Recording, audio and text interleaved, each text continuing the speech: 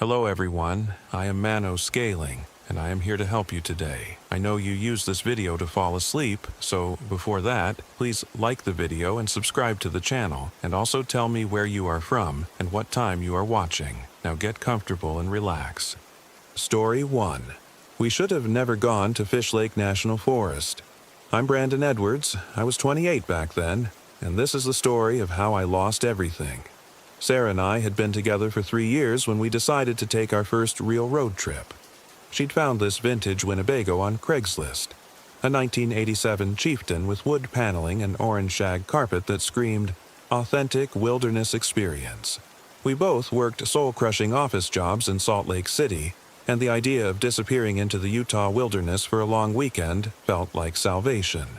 It'll be like a second honeymoon, Sarah had said, though we'd never had a first. She was always optimistic like that, finding romance in rust stains and beauty in broken things. That's what I loved about her. Her ability to see magic where others saw decay. The RV handled worse than I expected on the mountain roads leading into Fish Lake. Sarah navigated with her phone while I wrestled the steering wheel around switchbacks that seemed designed to launch vehicles into the void. The forest pressed close on both sides, dense stands of aspen and pine that filtered the afternoon light into shifting patterns of gold and shadow. GPS says there's a dispersed camping area about 12 miles ahead, Sarah called out over the engine noise. Near Fish Creek. Should be perfect. I nodded, focused on keeping us on the narrow road.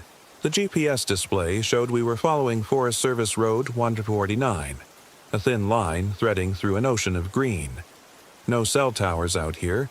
No other traffic, just us and the wilderness, exactly what we'd wanted. That's when the first strange thing happened. The road curved left around a massive boulder, and suddenly we were driving past a dead tree. Not unusual in itself, the forest was full of dead trees, but this one stood out. It was enormous, maybe 4 feet in diameter, bark stripped away to reveal gray wood underneath. And carved into that wood, running from the base all the way up to where the first branches had been, were symbols. They weren't random scratches or graffiti. These symbols were deliberate, geometric. Circles within circles, intersecting lines, shapes that seemed to shift when I wasn't looking directly at them. The carving was deep, old, the edges weathered smooth. "Did you see that tree?" I asked Sarah. She looked up from her phone. "What tree?" I glanced in the rearview mirror, but the curve of the road had already hidden it from view. Big, dead tree with carving on it. Looked like, I don't know, some kind of symbols. Probably old Native American markings, she said, already back to studying the GPS. This area has a lot of history. I shrugged and kept driving. But something about that tree bothered me. The symbols had looked fresh, despite the weathered edges. And there had been something else. A feeling like standing too close to high-voltage power lines. The hair on my arms had stood up. 20 minutes later, we rounded another curve, and there it was again. The same tree, the same symbols, the same feeling of wrongness that made my teeth ache. "Sarah," my voice came out hoarse. "Look at that tree." This time she looked up immediately, and I saw her face go pale. That's the same tree. Can't be. We've been driving straight for 20 minutes. But it was. Every detail identical. The way the largest branch jutted out at an odd angle. The pattern of symbols. Even a particular cluster of mushrooms growing at the base. Sarah pulled out her phone to take a picture, but the screen showed nothing but static. "Phone's acting up," she muttered, shaking it. "Must be interference from the mountains." I pulled over and got out to examine the tree more closely. The symbols were carved deep, and as I ran my fingers over them, they felt warm. Not sun-warmed.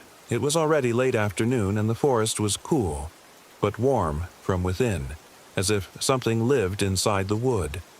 The largest symbol was a circle with an intricate knot pattern at its center. Surrounding it were smaller symbols, spirals, triangles, what looked like stylized animals or maybe human figures. They seemed to pulse under my touch, and for a moment I could swear I heard something. A low humming, like a tuning fork vibrating in my bones. "Brandon," Sarah's voice from behind me, tight with worry. "We need to get out of here." I turned. She was standing beside the RV, face white, pointing at the ground around the tree. I looked down and saw them. Bones. Animal bones, mostly. Rabbit skulls, bird wings, the delicate rib cages of what might have been foxes or cats. They formed a rough circle around the base of the tree, some old and weathered, others disturbingly fresh. Probably just natural, I said, but my voice lacked conviction. Animals come here to die. Animals don't arrange themselves in patterns. Sarah's hands shook as she pulled out her phone again, still static. And they don't all face the same direction. She was right. Every skull, every rib cage pointed toward the tree, toward the symbols. We climbed back into the RV and drove on. I kept checking the odometer, watching the GPS. According to both, we were making steady progress along Forest Service Road 149. The road curved and climbed, descended into hollows, crossed streams. Normal forest road behavior.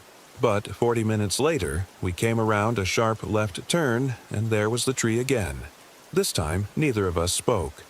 Sarah just stared, her face the color of old paper. I pulled over again, but didn't get out. Instead, I studied the GPS display. According to the screen, we were in a completely different location than the previous two encounters. The road we were on didn't exist on the previous viewings. "This isn't possible," I whispered. Sarah's phone buzzed. A text message, somehow getting through despite the static. She opened it, and I watched her face go from white to gray. "What does it say?" She held up the phone. The message was from her own number. It read, "Don't look at the tree too long. It's watching you watch it." I didn't send this. Her voice was barely audible. "Brandon, I didn't send this message." I grabbed the phone. The timestamp showed it had been sent 3 minutes in the future. That's when I knew we were in serious trouble. I threw the RV into gear and floored it. The old engine wheezed and complained, but we picked up speed. I didn't care about potholes or oncoming traffic that would never come. I just wanted to put distance between us and that tree. The road climbed steeply, and I could see Sarah gripping the armrests as we took corners too fast. Pine trees blurred past the windows. The sun was getting lower, casting long shadows across the road. Soon, it would be dark, and the idea of being out here in the dark with that tree somewhere behind us made my stomach churn. "There," Sarah pointed ahead. "There's a sign." A wooden Forest Service sign came into view. Fish Creek Dispersed Camping, 2 miles. Below it, someone had spray-painted additional words in red. "Turn back now." I almost stopped. The smart thing would have been to turn around, head back to the main highway, find a hotel in the nearest town. But the main highway was hours away, and I wasn't sure I could find it in the dark. Plus, there was that tree to consider. If it kept appearing on every road out, we might not have a choice but to keep driving until we found another way. "Let's just get to the camping area," I said. "Set up for the night. Figure this out in the morning." The road to Fish Creek was worse than the main forest road. Narrower, more rutted, with branches scraping the sides of the RV. But it felt different, too. Normal. The trees were just trees. The shadows, just shadows. By the time we reached the dispersed camping area, I was almost convinced we'd imagined the whole thing. Fish Creek was a small clearing beside a stream, with a fire ring built from blackened stones and space enough for a few vehicles. We had it to ourselves. The water ran clear and cold, and the sound of it was comforting after hours of engine noise and road anxiety. Sarah climbed out while I leveled the RV, and I heard her exclaim with delight, "Brandon, come look at this." She was standing beside the creek, holding something in her hands. As I approached, I saw it was a piece of paper, folded and somehow dry despite being found near the water. "What does it say?" She unfolded it carefully. The paper was old, yellowed, covered with handwriting in faded blue ink. At the top, someone had written, "For whoever finds this." Sarah read aloud, "My name is David Chen. I'm writing this on what I think is my 4th day here, though time doesn't seem to work right. If you're reading this, you probably came here the same way we did, following the road that leads to the tree. Don't go back that way. The tree won't let you leave." My mouth went dry. "Keep reading." We tried 6 times to drive out. Every road leads back to it, even roads that shouldn't exist. The symbols on the tree change when you're not looking. New ones appear, and the longer you stay, the more they call to you. Sarah is starting to hear them. She stands by the tree for hours, just staring. I'm afraid she's going to... Sarah stopped reading. Going to what? The writing stops there. But look at the date. She held up the paper. The date at the top was from 3 weeks ago. I snatched the paper from her hands. The handwriting was shaky but clear, and at the bottom, barely visible, were the words, "Sarah won't come back to camp anymore."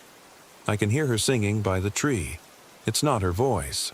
"This is some kind of joke," I said, but my voice was shaking. "Someone's messing with us. Sarah's a common name, and what about the tree? What about my phone sending me messages from the future?" I didn't have an answer for that. We set up camp in silence. Sarah seemed distracted, often pausing in what she was doing to listen to something I couldn't hear. When I asked her about it, she'd shake her head and say, "Nothing," but her eyes kept drifting toward the tree line. As darkness fell, we built a fire and cooked dinner on the camp stove. The flames danced in the fire ring, casting shifting shadows across the clearing. The sound of Fish Creek should have been soothing, but instead it seemed to be whispering in a language I didn't recognize. "Do you hear that?" Sarah asked suddenly. "Hear what?" She tilted her head, listening. "Music. Like a lullaby." I strained my ears but heard only water over stones and the crack of burning wood. "I don't hear anything." "It's beautiful." Her voice had taken on a dreamy quality. "It's calling to me." She started to stand, but I grabbed her arm. "Sarah, no. Stay here with me." She blinked, seeming to come back to herself. Sorry. I felt dizzy for a second, but I had seen her eyes in the firelight. For just a moment, they had been completely black. I convinced her to go to bed early, and we climbed into the RV's small bedroom.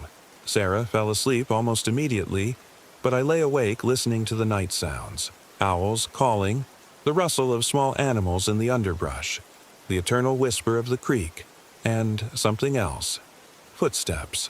They started around midnight, slow and deliberate. Someone walking around the RV in a circle, their feet crunching on dry leaves and pine needles. I grabbed the flashlight from beside the bed and crept to the window, but whoever was out there stayed just beyond the reach of the light. The footsteps continued for hours, always the same slow circle, always just out of sight. I must have dozed off sometime before dawn, because the next thing I knew, sunlight was streaming through the windows and Sarah was gone. I searched the RV, then the clearing, calling her name. Her response came from deeper in the forest, faint but unmistakably her voice. "Brandon, come help me." I followed the sound, pushing through undergrowth that grew thicker with each step. Branches caught at my clothes and hair. The calls came from different directions now. First ahead, then to my left, then behind me. I was getting turned around, losing track of which way was back to camp. That's when I stumbled into another clearing and saw the tree. It was larger than I remembered. The symbols had multiplied, covering not just the trunk but the dead branches as well. Fresh symbols, carved so recently the wood was still damp with sap. And standing at its base, with her back to me, was Sarah. "Sarah, thank God. I've been looking for you." She didn't turn around. She was humming. The same lullaby she'd claimed to hear the night before. Her hands moved in front of her, and I realized she was carving new symbols into the tree with her fingernails. Her fingers were bloody, the nails torn down to the quick. "Sarah, stop. You're hurting yourself." She turned then, and I saw what had happened to her face. Her eyes were gone. Not gouged out or injured, simply absent, as if they had never existed. Smooth skin stretched across the sockets. But she could still see me somehow, because she smiled. "The tree showed me," she said in a voice that was definitely not hers. Deeper, older, with harmonics that hurt my ears. It showed me what comes after sight, what comes after sound, what comes after self. I backed away, but the clearing was gone. I was surrounded by forest now, trees pressing close on all sides. and every tree had symbols carved into it. The same symbols, over and over, until they blurred together into a pattern that made my head spin. You can see them too, can't you? Sarah took a step toward me. Her smile never wavered. The symbols. They're not just on the trees, Brandon. They're on you. I looked down at my arms and screamed. The symbols were there, carved into my skin as if they'd always been there. Fresh cuts that didn't hurt, bleeding wounds that felt like they were healing from the inside out. And as I watched, more symbols appeared, writing themselves across my chest, my legs, my hands. It doesn't hurt, Sarah said gently. Nothing hurts once you understand. I ran, crashed through the forest, branches tearing at my clothes and face. Behind me, Sarah laughed. Not her laugh, but the sound of wind through hollow places. I could hear her following, her footsteps perfectly in rhythm with mine no matter how fast I moved. The trees all looked the same now. Every trunk bore symbols. Every branch pointed toward some unseen center. I was running in circles, literally and figuratively, always ending up back at the same place. The same tree, the same Sarah with her missing eyes and impossible smile. "There's no leaving," she said when I finally collapsed, exhausted. "The tree won't let us. It's been so long since anyone new came to visit." "How long?" I gasped. "Time isn't the same here. Days fold into each other like origami. I've been here since this morning, or maybe since last year. The tree helps you forget the difference." I looked at my hands. The symbols had multiplied, covering my palms, my wrists, climbing up my arms like living tattoos. They were warm to the touch and seemed to pulse with their own rhythm. What does it want? To be seen, to be known, to be spread. Sarah knelt beside me and I could smell decay on her breath. That's why it lets some people leave, eventually, after they've been changed, after they carry the symbols inside them.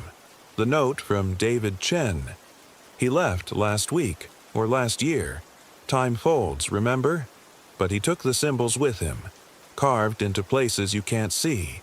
And someday, when he's forgotten why, he'll find a tree in some other forest and he'll start carving, because the symbols want to grow.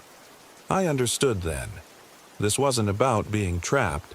It was about being transformed. The tree, whatever lived inside it, was using us to spread itself, like spores carried on the wind, or a virus transmitted by touch. "I won't do it," I said.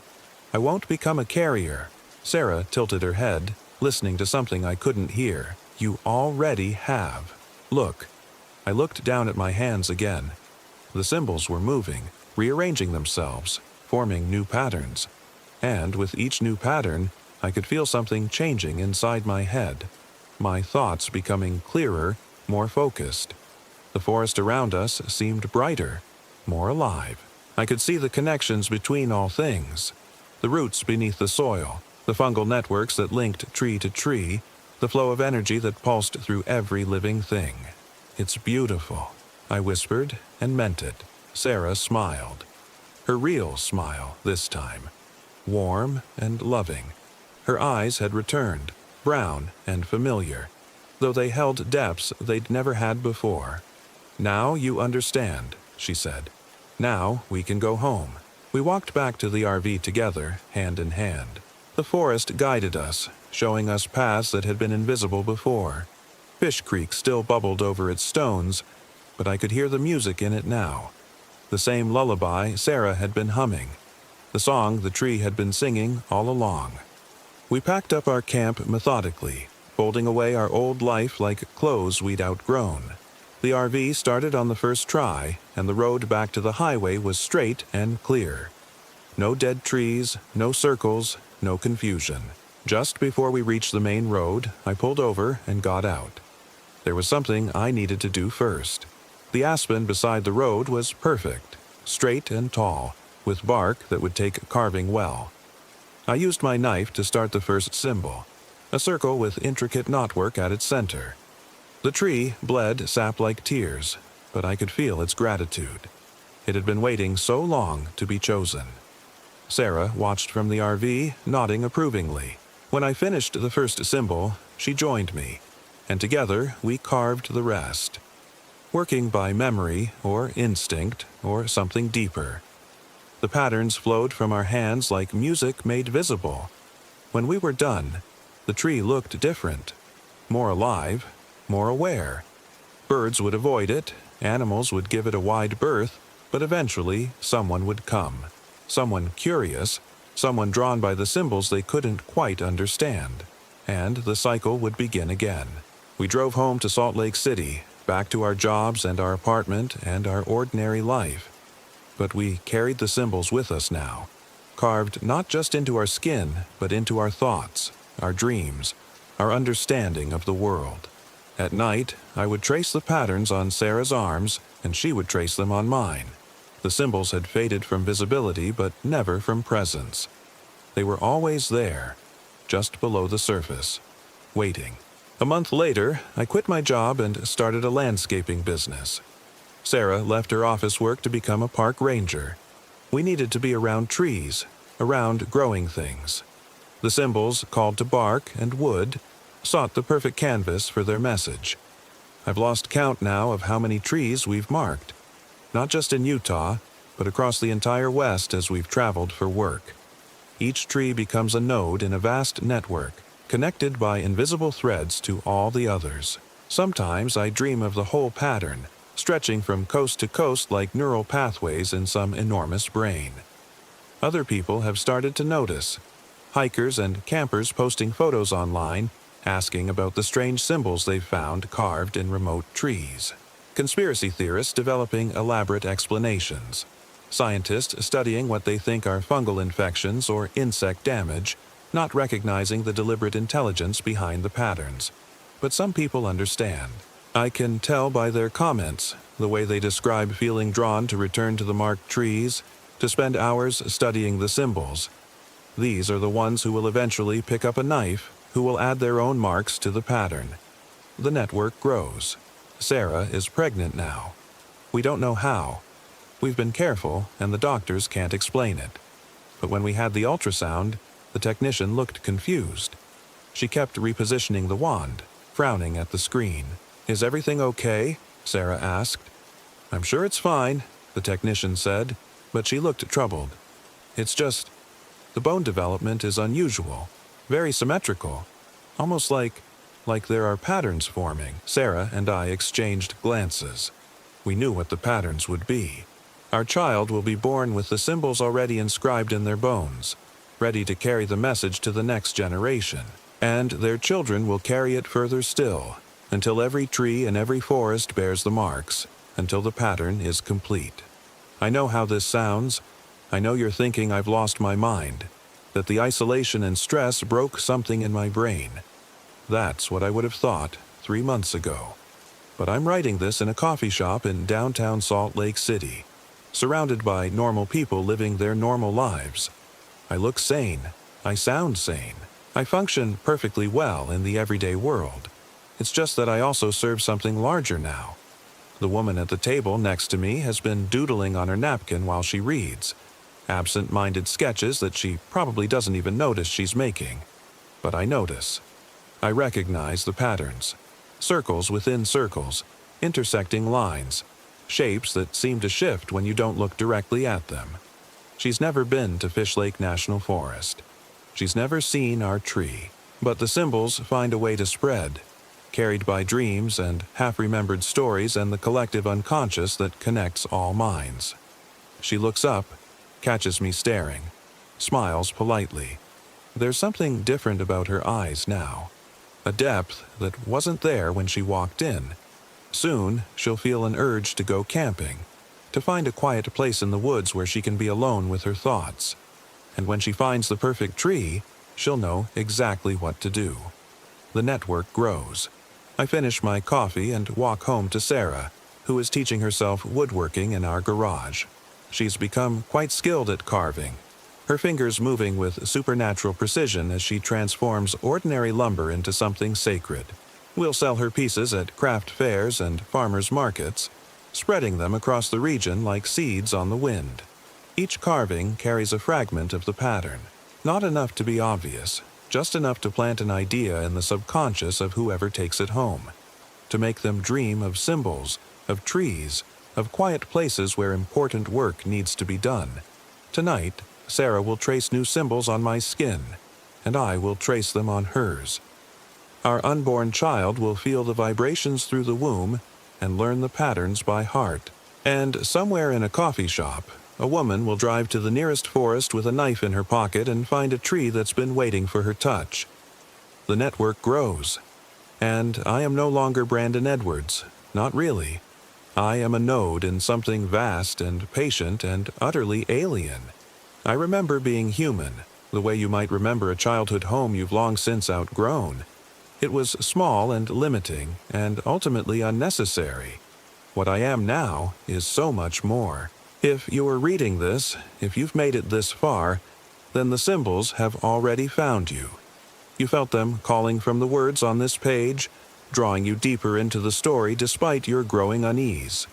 Right now, they're writing themselves into your memory, becoming part of your internal landscape. Don't fight it. Fighting only makes it harder. Instead, find a tree. Any tree will do, but isolated ones work best. Feel the bark beneath your fingers. Imagine the symbols carved deep into the wood, warm and alive and waiting. Then make them real. The network grows, and you will help it grow. Story 2. The idea for the trip came from Austin, as most of our questionable adventures did. He'd rented this massive Class A motorhome, 42 feet of gleaming aluminum and fake wood paneling that he'd somehow convinced his company to pay for as a team-building exercise. The four of us had been friends since college, and Austin was always the one pushing us toward the next big thing, the next experience that would supposedly cement our bond forever. Think about it, he'd said, spreading out maps across his kitchen table while Mia traced the route with her finger. Lake Powell, Utah, 2 million acres of red rock and crystal-clear water. No cell towers, no distractions, just us and the wilderness. Claire had been skeptical from the start. She always was. At 28, she was the practical one among us, the one who read reviews and checked weather reports and made sure we had enough toilet paper. "It's pretty remote," she'd said, adjusting her wire-rimmed glasses as she squinted at the map. "What if something goes wrong?" "Nothing's going to go wrong," Austin had laughed, his boyish grin infectious even when you knew better. At 31, he still acted like he was 21, all confidence and reckless optimism. "Besides, we've got Derek. He's practically Bear Grylls." I wasn't, of course. I'd done some camping in college, knew how to start a fire and tie a few knots, but I was hardly a survival expert. Still, something about the vast emptiness of Lake Powell called to me. After months of cubicle walls and conference calls, the idea of endless sky and water felt like exactly what I needed. Mia had been the deciding vote. She'd looked up from her phone, where she'd been scrolling through Instagram photos of the lake's famous red rock formations, and said, "I'm in. When do we leave?" At 27, Mia was the free spirit of our group. She taught yoga, sold handmade jewelry on Etsy, and had the kind of effortless beauty that made strangers turn their heads on the street. She approached life with an openness that both amazed and worried the rest of us. Where Claire saw potential dangers, Mia saw potential adventures. We'd left Denver on a Thursday morning in early October, the RV loaded with enough food and supplies to last a week. The drive to Utah had been everything we'd hoped for. Winding mountain roads, spectacular views, and the kind of easy conversation that flows between old friends. Austin had insisted on driving the whole way, claiming he didn't trust anyone else with his baby, and we'd let him have his fantasy of being the captain of our small ship. The trouble started at the gas station in Mexican Hat, Utah, our last stop before the final push to Lake Powell. We'd pulled up to fill the tank, and an old man in a weathered flannel shirt had approached while Austin worked the pump. "Y'all heading to the lake?" he'd asked, his voice carrying the kind of desert rasp that comes from breathing dust and wind for decades. "That's the plan," Austin had replied cheerfully. "Any recommendations for good spots to camp?" The old man's expression had shifted, his eyes growing distant. "Depends on what you're looking for, I reckon. Most folks stick to the main areas. Waweep, Bullfrog, places like that." safe, well-traveled. "We're thinking something more off the beaten path," Mia had said, stepping out of the RV to stretch her legs. "Maybe one of the smaller coves?" "Wouldn't recommend that," the old man had said quietly. "Not this time of year. Things get strange when the water's low." Claire had perked up at that, her journalist instincts kicking in. Strange how? But the old man had just shaken his head and walked away, muttering something we couldn't quite catch about deep waters and old things stirring. "Friendly locals," Austin had joked as we pulled back onto the highway, but I'd noticed him checking the GPS more frequently after that. The first sign that something was wrong came about an hour later. Our GPS had been working fine all day, but as we approached the lake, the screen began to flicker. At first, it just showed our location jumping around. One minute we were on Highway 95, the next it claimed we were in the middle of the lake itself. "Probably just the satellite signal," I'd said, though I was beginning to feel uneasy. All these canyons and rock formations can mess with electronics. But then, the GPS had done something I'd never seen before. It had started showing roads that weren't there. Phantom routes that branched off into empty desert, leading to destinations with names like Bone Creek and Devil's Playground that appeared nowhere on our paper maps. "That's weird," Claire had said, leaning forward from the dinette to look at the screen. "Should we pull over and reset it?" "It's fine," Austin had insisted, though his knuckles were white where he gripped the steering wheel. "I can see the lake up ahead. We don't need the GPS anymore." He was right. Lake Powell spread out before us like a vast blue jewel set in red stone, its surface so still it looked like polished glass. But something about the view felt wrong, though I couldn't put my finger on what. Maybe it was the way the light fell across the water, creating patterns that seemed too regular, too purposeful. Or maybe it was the complete absence of other boats, other RVs, other signs of human life. We'd followed a narrow dirt road down to a secluded cove that Austin had found marked on an obscure camping website. The road was rougher than expected, and more than once I'd been sure we were going to get the RV stuck between the canyon walls. But Austin had navigated it with surprising skill, and eventually we'd emerged into a small clearing overlooking a perfect crescent of deep blue water. "Now this," Mia had said, stepping out onto the red sand and spreading her arms wide, "is exactly what I needed." The campsite was beautiful, I had to admit. We were completely alone, surrounded by towering sandstone cliffs that glowed like fire in the late afternoon sun. The water was so clear we could see schools of fish moving in the depths, and the silence was profound, the kind of deep quiet that makes you aware of your own heartbeat. We'd spent the rest of that first day setting up camp, extending the RV's awning, arranging our chairs around a fire ring that someone had built years ago. Austin had rigged up his sound system and filled the air with classic rock, while Mia had insisted on taking what felt like hundreds of photos of every angle of the cove. "I'm going to paint this when we get back," she'd said, holding her phone at arm's length to get a selfie with the lake in the background. "This light is incredible." Claire had been more focused on practical matters, checking our water supplies and making sure the RV's systems were working properly. "We're pretty isolated out here," she'd observed. "No cell service at all." "That's the point," Austin had said, cracking open a beer. "Sometimes you need to disconnect completely."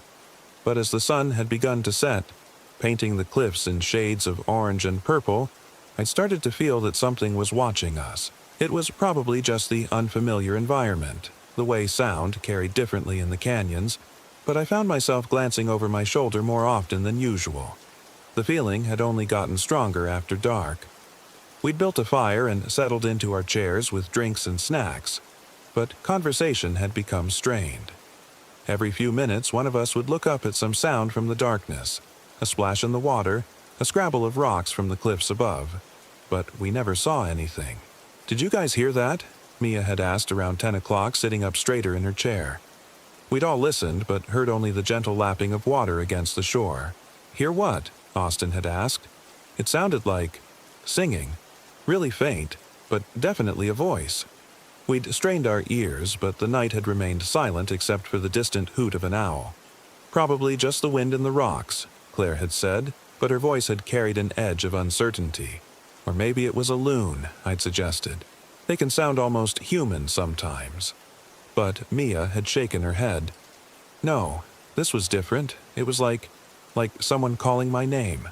That had been the first real chill of the trip, though none of us wanted to admit it at the time. We'd sat around the fire for another hour, but the easy camaraderie of the day had evaporated. Eventually, we'd doused the flames and retreated to the RV, where Austin had insisted on leaving the generator running all night to power the air conditioning. It gets cold in the desert, he'd explained, though the night was warm and still. I'd taken the convertible dinette bed, while Austin claimed the master bedroom in the back. Mia and Claire had converted the overhead bunk, and for a while, I'd listened to their quiet conversation drifting down from above. "Do you think that old man was trying to scare us?" Mia had whispered. "Probably just local superstition," Claire had replied. "Every remote area has its ghost stories, but I'd heard something in Claire's voice that suggested she wasn't entirely convinced. I'd finally drifted off to the sound of the generator and the gentle lapping of water against the shore, but my sleep had been restless and filled with strange dreams. I'd dreamed of the lake, but not as we'd seen it during the day. In my dreams, the water had been black and still, and shapes had moved beneath the surface, things too large and too wrong to be fish. I'd awakened several times during the night to sounds I couldn't identify, scratching at the RV's exterior walls, the soft squeak of footsteps on sand, and once, a sound that might have been whispering just outside the window above my head. Each time, I'd lain still and listened, but the sounds had always faded before I could be sure they'd been real. Morning had brought relief and embarrassment in equal measure. In the bright sunlight, our fears of the night before had seemed foolish. We'd made coffee and breakfast, taken turns in the tiny shower, and planned our day with the kind of forced enthusiasm that follows a sleepless night.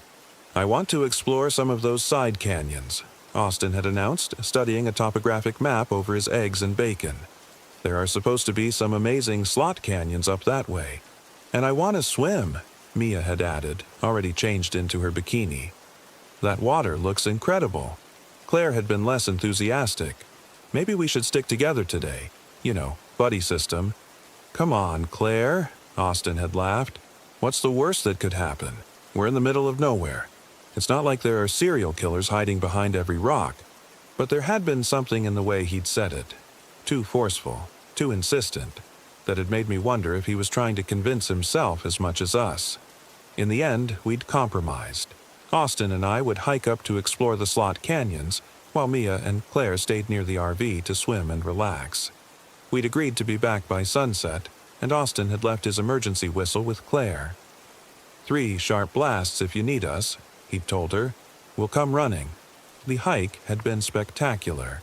The slot canyons were everything the guidebooks had promised. Narrow corridors of smooth red stone that twisted and curved like the inside of a seashell.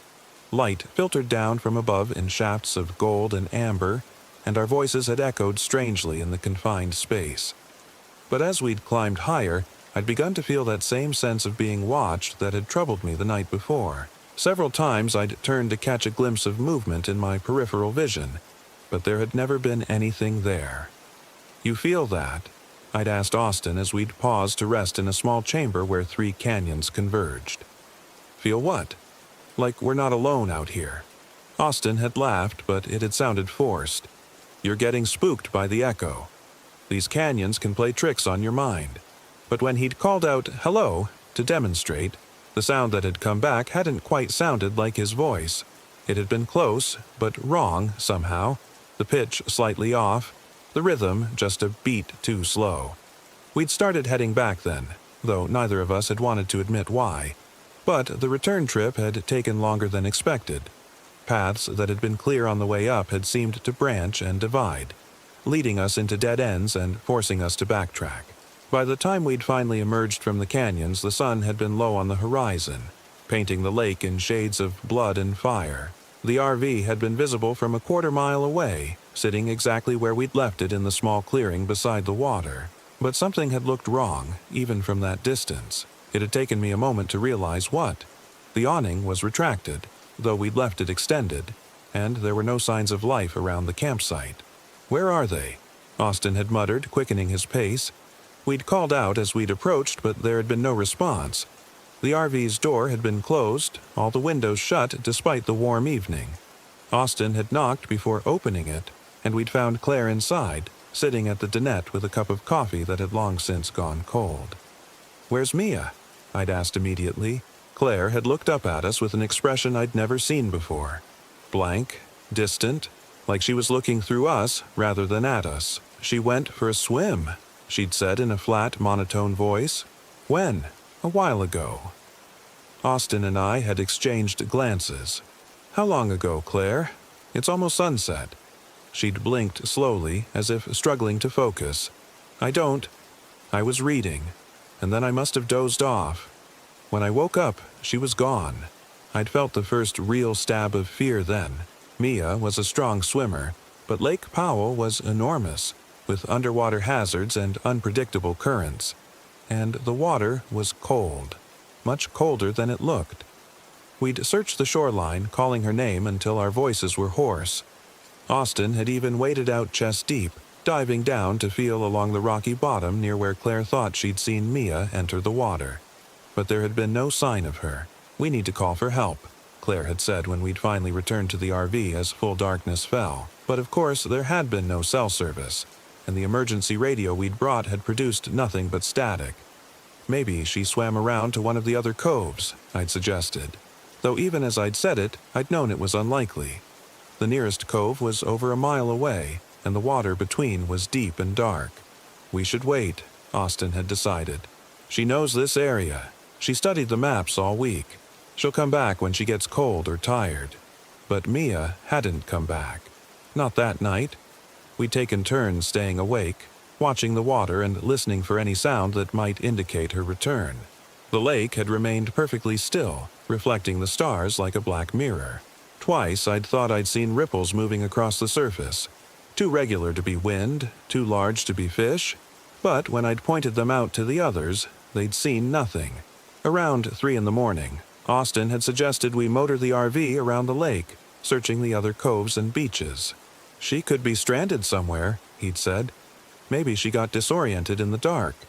But when he'd tried to start the engine, nothing had happened. The dashboard had lit up normally, all the gauges showing proper readings, but the motor had refused to turn over. We'd checked the batteries, the fuel levels, even the fuses, but everything had seemed fine. "It was running perfectly yesterday," Austin had muttered, his frustration evident. "Electronics can be finicky," Claire had said, though she'd sounded as puzzled as the rest of us. We'd spent the rest of the night in a tense vigil, drinking coffee and starting at every sound from outside. But the only noise had been the gentle washing of water against the shore, and occasionally, something that might have been wind through the canyon walls but sounded uncomfortably like distant voices. Dawn had brought no relief and no sign of Mia. The lake had stretched out before us, vast and empty, its surface broken only by the occasional jumping fish. We'd searched the shoreline again, this time more systematically, looking for any trace of where she might have gone. But the rocky beach had revealed nothing. No footprints, no disturbed sand, no pieces of her bright blue swimsuit. "We need to hike out and get help," Claire had said as we'd stood looking out over the water. "There's got to be a ranger station somewhere." But when we checked our maps, we'd discovered something that chilled me more than I'd wanted to admit. According to the topographic charts, we should have been able to see other parts of the lake from our vantage point. Other coves, other arms of water stretching between the red rock formations. But all we could see was our small bay, and beyond it, an unbroken expanse of desert and stone. "The maps must be wrong," Austin had said, but his voice had lacked conviction. "Or we're not where we think we are," I'd muttered. That second day had been the longest of my life. We'd tried everything we could think of, attempted to fix the RV's engine, searched every accessible inch of the cove, even built a signal fire on the highest point we could reach. But the engine had remained stubbornly dead, and our signal fire had produced a thin column of smoke that had seemed to dissipate far too quickly in the still air. As the sun had begun to set, painting the cliffs in familiar shades of red and gold, Claire had broken down completely. "She's dead," she'd sobbed, collapsing into one of our camp chairs. "She's dead, and it's my fault. I was supposed to watch her." "She's not dead," Austin had insisted, but his usual confidence had been cracked around the edges. "She's smart, she's tough. She'll figure out a way back." But even as he'd said it, I'd seen him scanning the water with the desperate intensity of someone who no longer believed his own words. We'd built another fire that night, bigger than before, and had arranged our chairs so we could watch both the water and the approaches to our campsite. The flames had danced and flickered in the still air, casting wild shadows on the RV's white walls. Around midnight, the fire had begun to burn blue. I'd noticed it first, a subtle shift in the color of the flames, from normal orange and yellow to an ethereal blue-white that seemed to give off less heat than it should have. I'd pointed it out to the others, and we'd all stared as the fire had continued to burn in that impossible color. "That's not normal," Claire had whispered. "Maybe there's copper in the driftwood," Austin had suggested. But we all knew that the wood we'd gathered had been ordinary desert scrub, nothing that should have burned blue. The fire had continued to burn that strange color for nearly an hour, and during that time we'd all heard it, the sound Mia had described the first night. Singing, faint but unmistakable, drifting across the water from somewhere far out on the lake. It had been a woman's voice, high and clear, singing what might have been a lullaby, but the melody had been wrong somehow, the notes hanging in the air longer than they should have, creating harmonies with themselves that made my teeth ache. "That's her," Austin had whispered, jumping up from his chair. "That's Mia. She's out there." But when he'd called her name, the singing had stopped immediately, leaving only silence and the blue flames of our impossible fire. We'd stood there for a long time, listening, but the voice hadn't returned. Eventually, the fire had faded back to normal colors and we'd reluctantly returned to the RV. None of us had slept that second night. The third day had dawned overcast and unnaturally quiet. Even the birds had seemed subdued, and the usual fish jumping in the lake had been noticeably absent. We'd continued our futile attempts to fix the RV and search for some trace of Mia, but our hearts hadn't really been in it. It was Claire who'd first noticed that our food was spoiling. She'd opened the refrigerator to make lunch and had found that the milk had curdled. The bread had grown a thick coat of green mold, and the fresh fruit had rotted to black mush. "This doesn't make sense," she'd said, holding up an apple that had been perfect the day before but was now soft and putrid. "The fridge is working fine. Look, the thermometer still says 38 degrees. But when Austin had checked the freezer, he'd found the same thing. Ice cream that had turned to soup, frozen vegetables that had become black slime, even the ice cubes that had somehow melted and refrozen into shapes that looked unsettlingly organic. "Food poisoning," I'd muttered, though I'd known it was a weak explanation. We should stick to canned goods. But when we'd opened the cabinets, we'd found that half our canned supplies had vanished entirely. Not eaten, not moved, just gone, as if they'd never existed at all. That afternoon, while Austin had made another futile attempt to start the engine, I decided to explore the cliff faces around our cove, looking for any sign of a trail that might lead back to civilization. The rock formations were beautiful, but treacherous, full of hidden crevices and loose stones that threatened to send me tumbling into the lake below. It was while I was picking my way along a narrow ledge about 50 feet above the water that I'd found the first carving. It had been scratched into the red stone with something sharp, a crude but unmistakable drawing of a figure emerging from water. But it hadn't been the subject matter that had made my blood run cold. It had been the fresh scratches around it, forming letters that spelled out a single word: MIA. My hands had been shaking as I'd traced the letters with my finger. The scratches had been new, the stone dust still bright and unweathered. Someone had carved this recently, within the last day or two. But who? And how had they known her name? I'd climbed down quickly, my heart pounding, and had told the others about my discovery. But when I'd led them back to the spot, the carving had been gone. The rock face had been smooth and unmarked, as if nothing had ever been carved there at all. "You must have gotten turned around," Austin had said, though his voice had lacked conviction. "These cliffs all look the same." But I'd been certain of the location. I'd memorized the distinctive overhang above and the pattern of lichen on the rocks below. The carving had been there, I was sure of it. But now there was nothing. That third night, we'd decided not to build a fire. The blue flames and the singing had spooked us all, and none of us had wanted to risk another encounter with whatever was out there on the lake. Instead, we'd sat in the RV with all the lights on, playing cards and trying to maintain some semblance of normalcy. Around 11 o'clock, Claire had gone to use the bathroom, and Austin and I had been deep in a game of gin rummy when we'd heard her scream. We'd both rushed to the back of the RV, where we'd found Claire standing in front of the bathroom mirror, her face pale and her hands shaking. "What happened?" I'd asked. "The mirror," she'd whispered. "Look at the mirror." I'd looked, but had seen only our three reflections staring back at us. "What about it?" "There was someone else," she'd said, "standing behind me. A woman with long dark hair and no eyes." Austin and I had exchanged glances. "Claire, you're exhausted. We all are. Sometimes—" "I know what I saw," she'd snapped, her voice rising to near hysteria. "She was right there, reaching for me, and her face— God, her face was rotting." We'd spent the next hour searching every inch of the RV, looking for any sign that someone else had been inside. But the doors had been locked, the windows secured, and there had been no evidence of any intrusion. "Stress can cause hallucinations," I'd said gently, trying to comfort Claire. "We're all under a lot of pressure." But even as I'd said it, I'd remembered the carving that had appeared and disappeared, and I'd wondered if we were dealing with something that couldn't be explained by stress and exhaustion. The fourth day had been when everything had started to fall apart completely. We'd awakened to find that our water tank was empty, despite having filled it completely just 3 days before. The gauge had shown empty, and when Austin had checked the external connections, no water had come out. "There must be a leak," he'd said, crawling under the RV to examine the plumbing. But he'd found nothing. No wet spots, no puddles, no signs that the water had ever existed.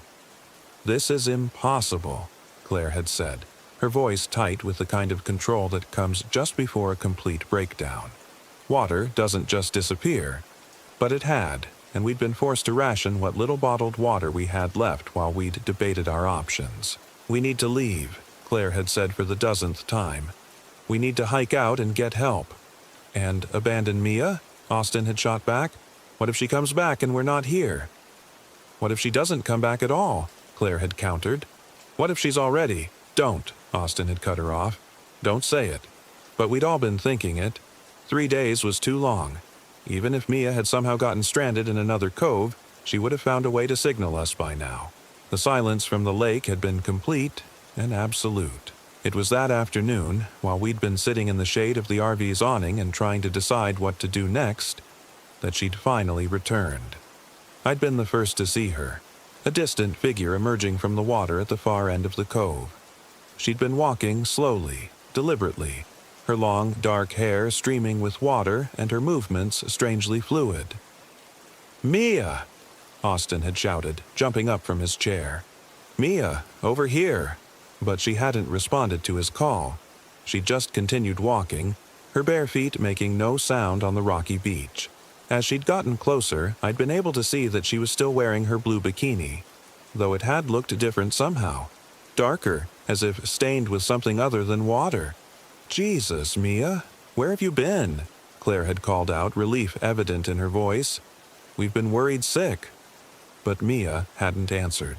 She'd just kept walking toward us with that same slow, measured pace, her head tilted at an angle that had made my skin crawl. It wasn't until she'd been about 20 feet away that I'd gotten my first clear look at her face, and that was when I'd known with absolute certainty that whatever was walking toward us, it wasn't really Mia. The features had been right. The same green eyes, the same full lips, the same small scar above her left eyebrow from a childhood accident. But the expression had been completely wrong. Her face had been blank, emotionless, except for a smile that had been too wide and too fixed, showing far too many teeth. And her eyes had been looking in different directions. One focused on us while the other had tracked something invisible in the sky above our heads. "Mia, Austin had said uncertainly, taking a step backward. "Are you okay?" She'd finally spoken then, but her voice had been wrong too, flat and hollow, like an echo of an echo. "I'm fine," she'd said, still smiling that horrible smile. "I went swimming. The water is so deep here. So very deep." "We've been looking for you for 3 days," I'd said, my mouth suddenly dry. "Where have you been?" Her head had tilted further, almost to her shoulder, and that mismatched gaze had fixed on me. "Time moves differently in the deep water," she'd said. "I met such interesting people down there. They told me stories." Claire had moved closer to me, her hand finding my arm. "Mia, you're scaring us. Maybe you should sit down, have some water." "Water," Mia had repeated and had begun to laugh. It had been a sound like glass breaking, sharp and wrong and utterly inhuman. Yes, I should definitely have some water. She'd walked past us then, heading for the RV with that same measured pace. But as she'd passed, I'd caught a smell that had made my stomach lurch. The stench of stagnant water and rotting vegetation like the bottom of a pond that hadn't seen sunlight in years. Austin had started to follow her, but I'd grabbed his arm. "Don't," I'd whispered. "That's not her." "What are you talking about? Of course it's her." But even as he'd said it, I'd seen doubt creeping into his eyes, because up close the wrongness had been undeniable. Her skin had been too pale, with a grayish tint that had suggested something dead and waterlogged. Her movements had been too fluid, like she'd been floating rather than walking. And that smell. "She's been in the water for 3 days," Claire had whispered. "Look at her fingertips." I'd looked and had seen what she meant. Mia's fingers had been wrinkled and white, the skin puckered and beginning to slough off. But it hadn't been the normal pruning that comes from extended time in water. It had been the kind of decomposition that takes weeks. We'd followed her to the RV, but had hesitated at the door. Inside, we'd been able to hear her moving around, opening cabinets and drawers with an odd, purposeful intensity. "What are you looking for?" Austin had called through the screen door. "Something sharp," she'd replied in that hollow voice. "I need something sharp." That was when we'd run.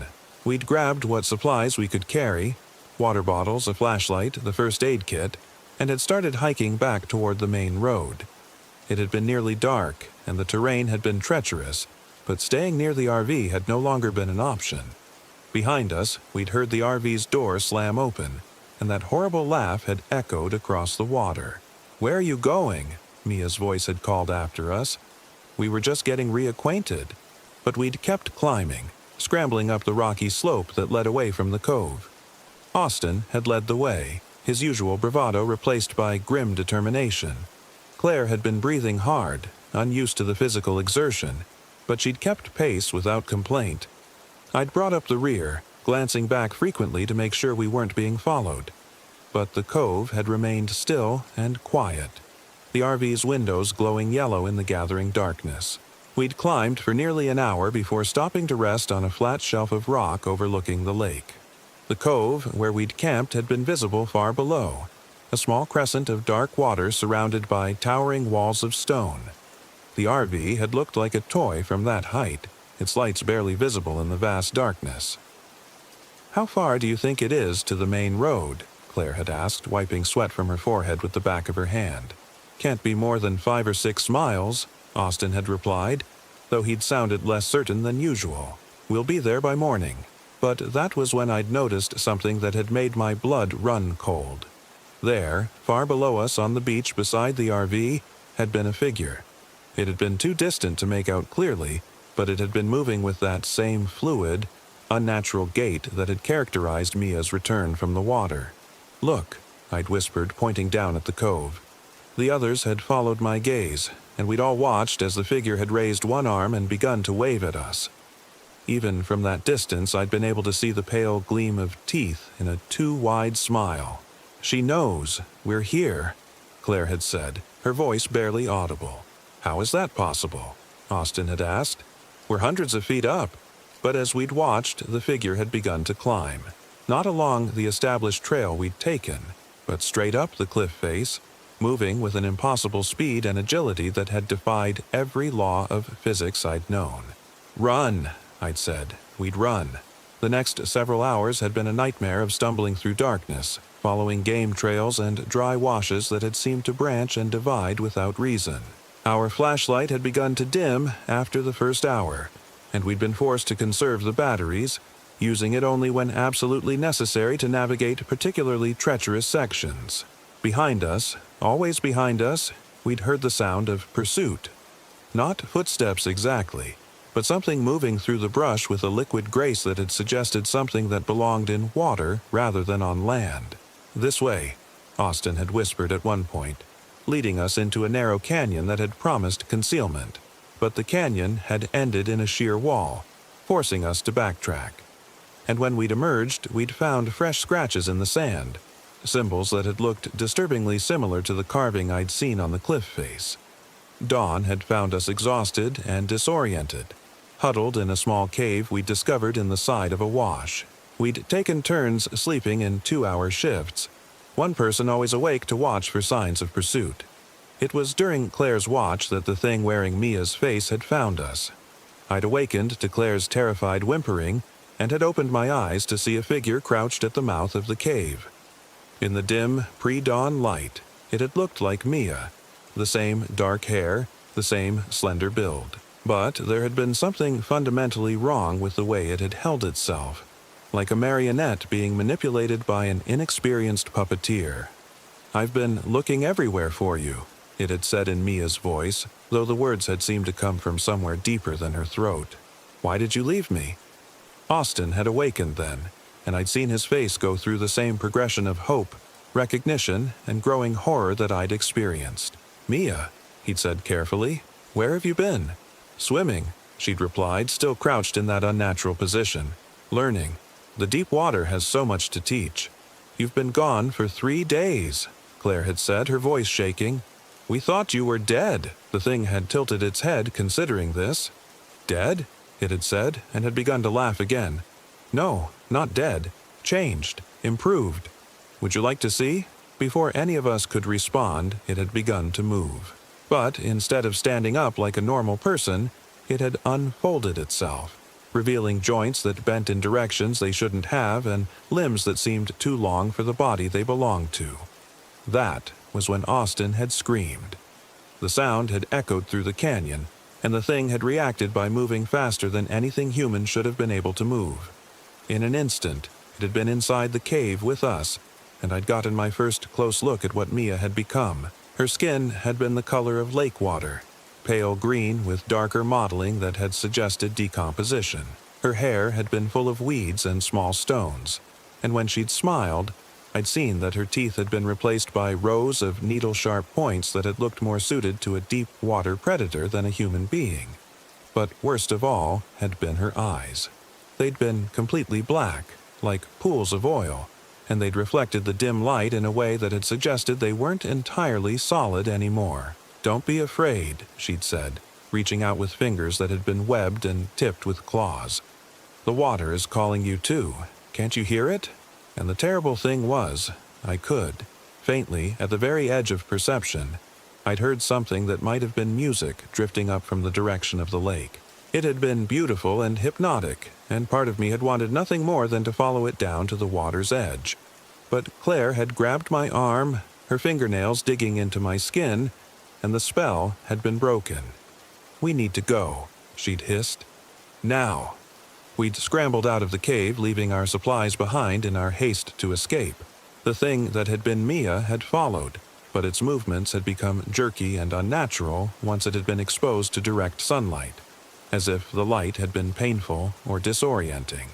"You can't run forever," it had called after us, its voice echoing strangely in the morning air. "The lake is everywhere. Eventually you'll have to come back to the water." We'd climbed higher into the desert, following what had looked like an old mining road that had wound between massive red boulders and through stands of gnarled juniper trees. The sun had been merciless, and without adequate water, we'd all begun to show signs of dehydration within hours. "We're going to die out here," Claire had said as we'd paused in the meager shade of an overhanging rock. "Even if we find the main road, we're miles from anywhere." "No," Austin had said, though his usual optimism had sounded strained. "Someone will come looking for us eventually. when we don't show up for work on Monday. That's 3 days away, I'd pointed out. We'll never last that long without water, but Austin had refused to give up. There, he'd said, pointing to a distant ridge. I can see power lines. That means there's a road, maybe even a town. The power lines had been real. Thin, black lines sketched against the blue sky. But they'd been much further away than they'd appeared, and the terrain between us and them had been brutal. A maze of canyons and washes that had seemed designed to trap and confuse travelers. We'd been picking our way down into a particularly deep wash when Austin had stopped suddenly, his hand raised for silence. "Do you hear that?" he'd whispered. We'd all listened and had gradually become aware of a sound drifting up from somewhere ahead of us, the distinctive hum of an RV generator. "Someone else is camping down there," Claire had said, hope creeping into her voice for the first time in days. But as we gotten closer, the sound had become more familiar, and I'd felt my stomach drop as I'd recognized the particular pitch and rhythm of our own generator.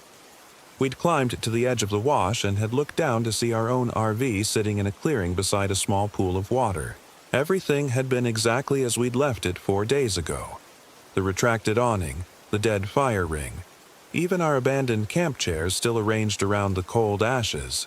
"That's impossible," Austin had breathed. "We've been walking away from the lake for hours." But there it had been, undeniable and terrifying. Somehow, despite our best efforts to escape, we'd walked in a massive circle and had ended up right back where we'd started. And there, sitting in one of our camp chairs as if she'd been waiting for us, had been Mia. She'd looked more human than she had in the cave, though the wrongness had still been apparent to anyone who'd looked closely. Her skin had retained that pale, mottled appearance, and her movements had been too smooth, too fluid.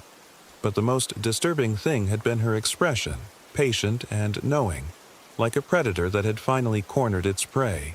"Welcome back," she'd said as we'd approached. "I was beginning to think you'd gotten lost." "How?" Austin had demanded. "How are we back here?" "All paths lead to the water," she'd replied, standing up from the chair with that liquid grace. "Especially for those who belong in the deep places."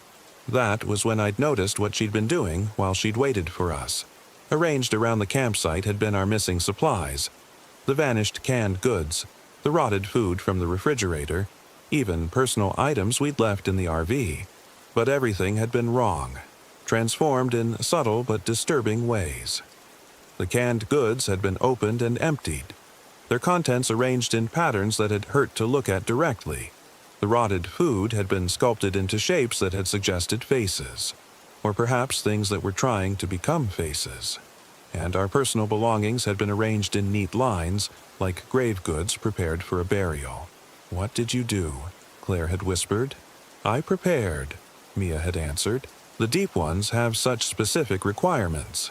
Before any of us could ask what she'd meant, she'd moved. One moment she'd been standing 10 feet away, the next she'd been right in front of Austin, her webbed hands pressed against his chest. Austin had tried to step back, but his feet had seemed to stick to the ground as if the sand beneath them had turned to quicksand.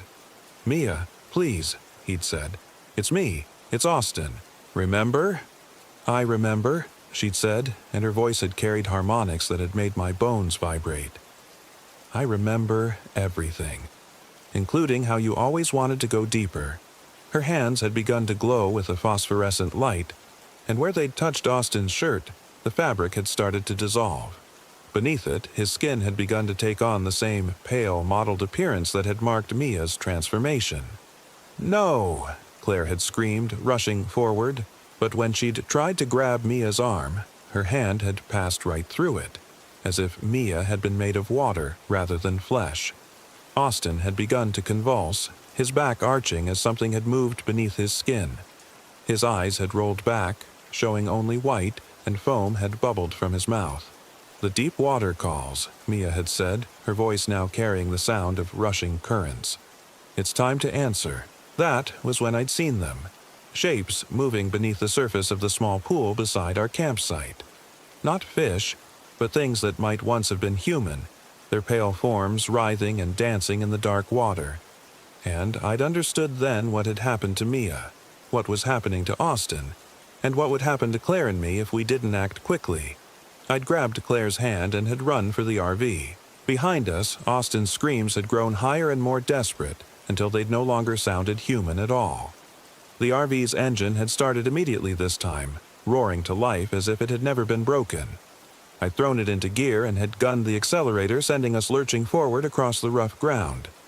In the rearview mirror, I'd seen Mia standing beside Austin's convulsing form, her arms raised toward the sky. The water in the pool had begun to bubble and churn, and more shapes had been emerging from its depths, things that had been human once but had been changed by whatever lived in the deep places of the lake. "Drive!" Claire had screamed. "Just drive!" But as we'd rounded the first bend in the access road, our headlights had illuminated something that had made my blood freeze. There, standing in the middle of the narrow track, had been Austin. He'd looked completely normal. Same clothes, same face, same easy smile. If I hadn't just left him behind in Mia's phosphorescent grip, I would have stopped immediately. "Derek, wait," he'd called out, raising his hands. "It's me.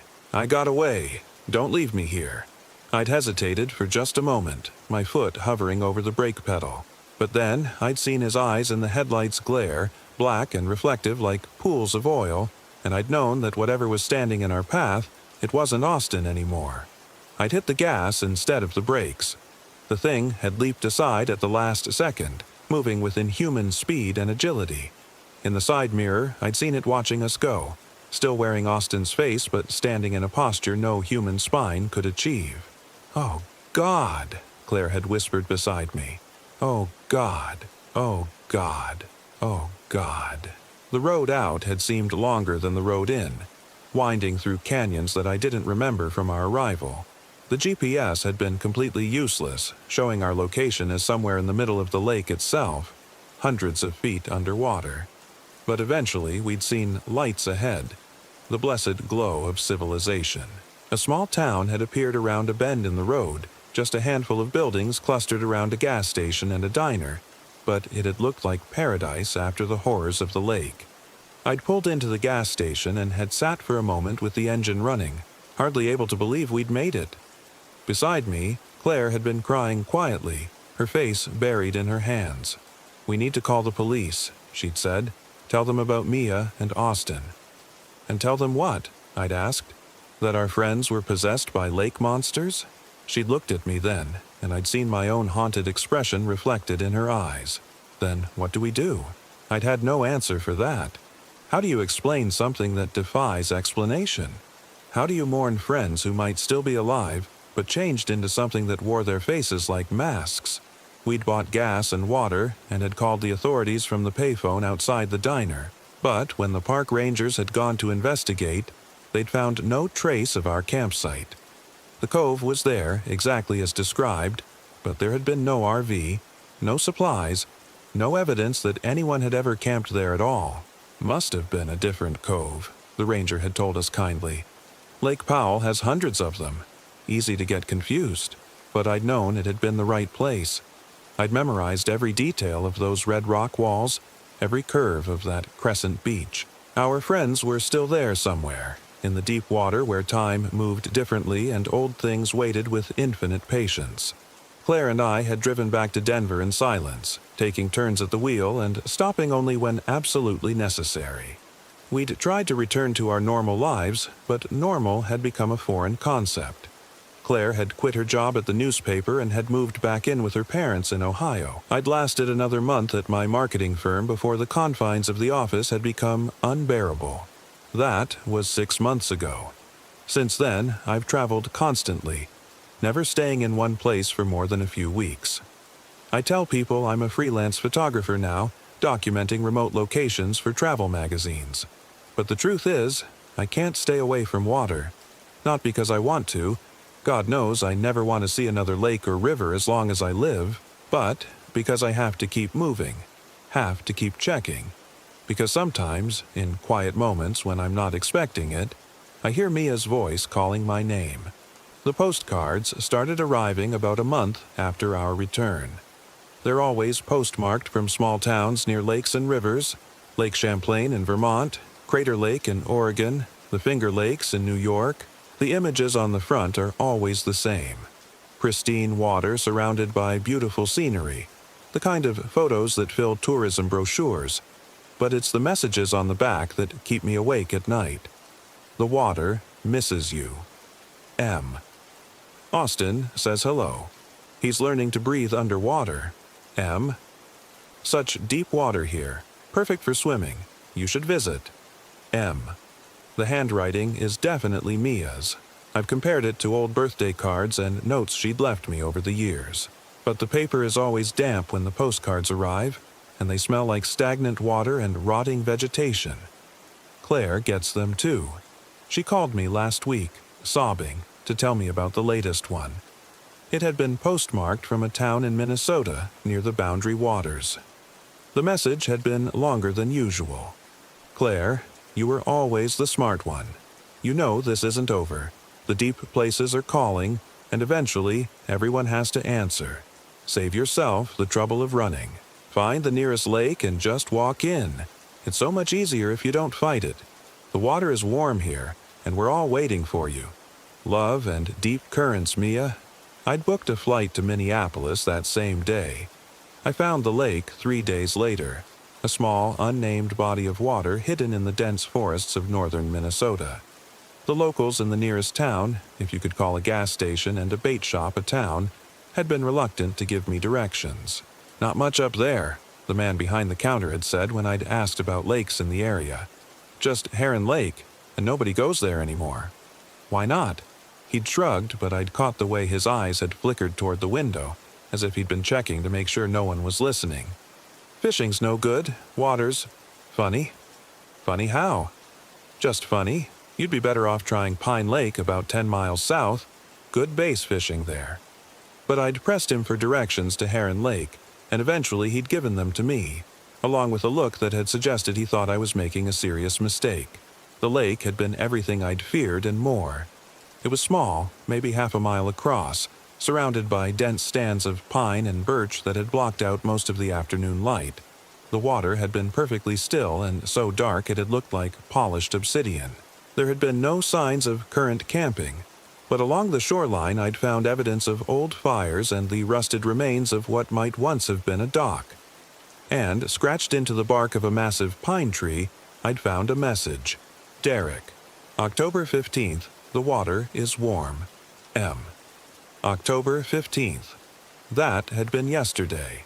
I'd stood there staring at the message, my hands shaking as I'd tried to process what it meant. How had she known I would be there? How had she known exactly when I would arrive? But even as I'd asked myself these questions, I'd heard it. Faint singing drifting across the water.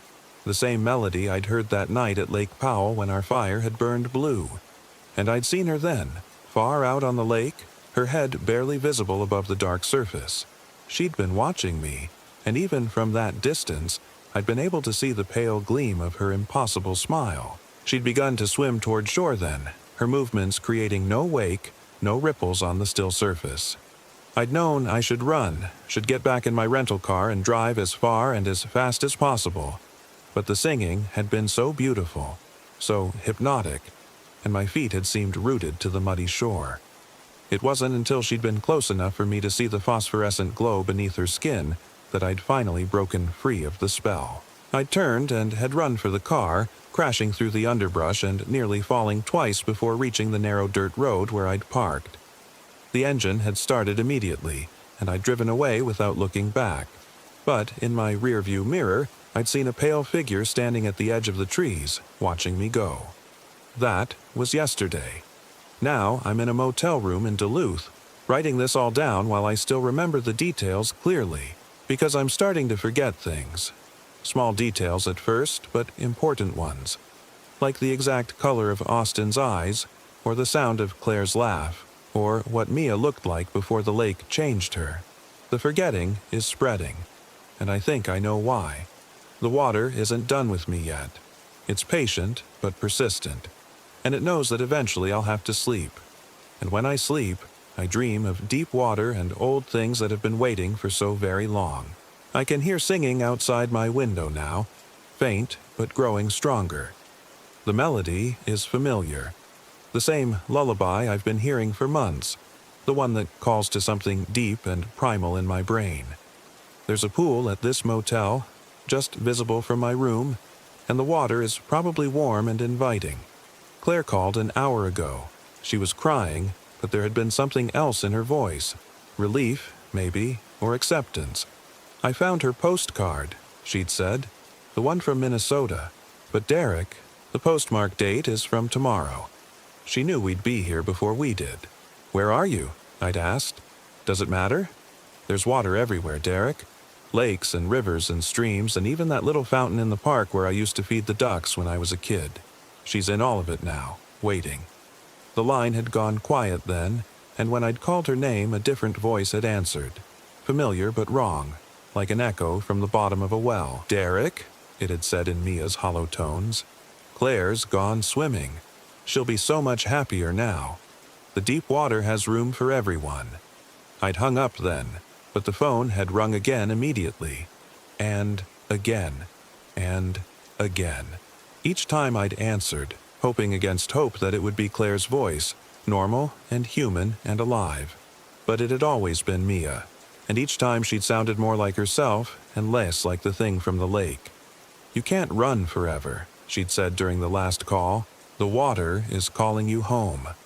She's right, of course. I can feel it now, that pull toward the deep places. It's in my blood, in my bones, in the spaces between my thoughts. The postcards were never a threat. They were an invitation, a promise that the loneliness would end, that the running would finally be over. Outside my window, the motel pool glows blue in the darkness, and I can see shapes moving beneath the surface. They're beautiful in their way, graceful and ancient and utterly alien, and they're waiting for me with infinite patience because they know what I'm only beginning to understand. Some calls can't be ignored forever. The water is warm here. Mia was right about that. And the singing is so beautiful, so hypnotic, that it makes everything else seem unimportant. My memories of the surface world are fading like dreams, replaced by visions of vast underwater cities where the laws of physics don't apply and time moves like honey. I can see my friends down here in the deep places. Austin waves to me from a grove of kelp that grows in formations too regular to be natural. Claire dances among schools of fish that shimmer with their own internal light. And Mia smiles and beckons me deeper, toward the places where the water becomes thick as blood and the pressure would crush any merely human body. But I'm not merely human anymore. None of us are. We're something else now. Something better adapted to these deep, dark places where the old ones wait and dream. The surface world seems so far away now, so irrelevant. Why did we ever think that shallow existence was worth preserving? Here in the deep waters, there are wonders beyond imagination, secrets that have been hidden since the world was young. And the singing. God. The singing is everywhere now. A chorus of voices that have learned to harmonize with the rhythm of currents and tides. It's the most beautiful sound I've ever heard, and it's calling me deeper, always deeper, toward the places where light has never penetrated and time has no meaning. I understand now why the locals warned us. Not because they wanted to keep us away from the lake, but because they knew we wouldn't be able to resist its call. They'd seen others like us, surface dwellers who thought they could visit the deep places and return unchanged. But the water remembers everyone who enters it, and eventually the water always calls them home. The singing is getting louder now, and I can feel my body changing, adapting to its new environment.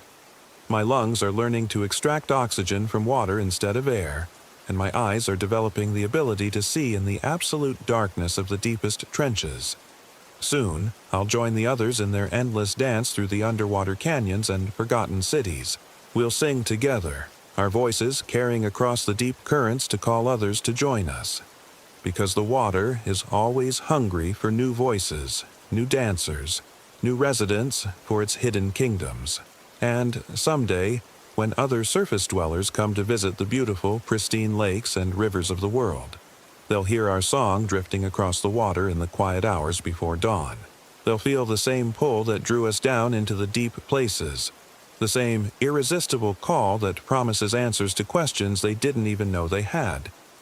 They'll tell themselves it's just the wind, just their imagination, just the effects of being too long in the wilderness.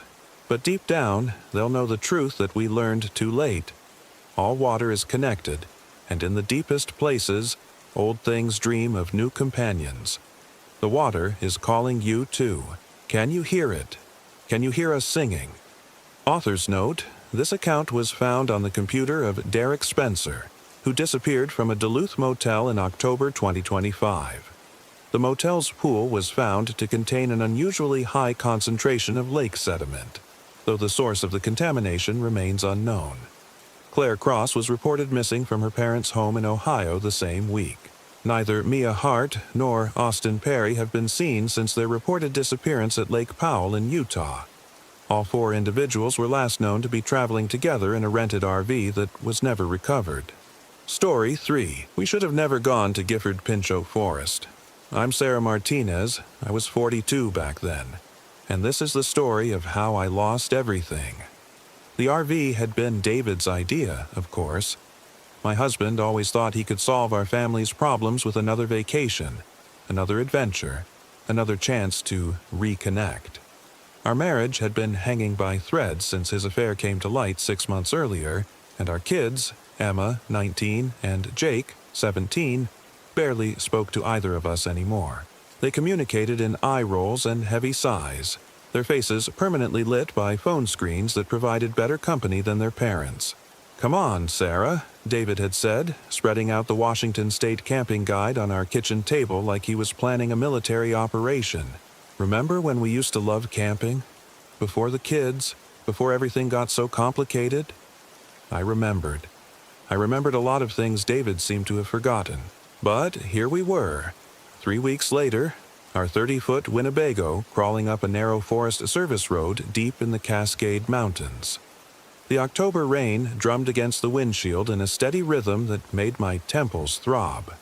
Outside, Douglas firs pressed in on both sides like dark sentinels, their branches so thick they blocked out most of the gray afternoon sky.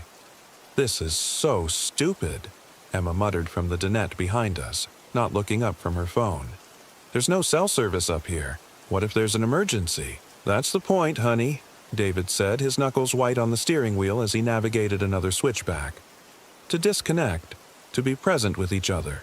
Jake snorted. "Yeah, because being trapped in a metal box with you two is exactly what I wanted to do with my fall break." I watched David's jaw clench. The temperature in the RV seemed to drop a few degrees. "Jake," I said quietly, "your father's trying to—" "I know what he's trying to do," Jake interrupted. "Same thing he always does. Pretend everything's fine and hope we'll all forget about—" "That's enough," David snapped.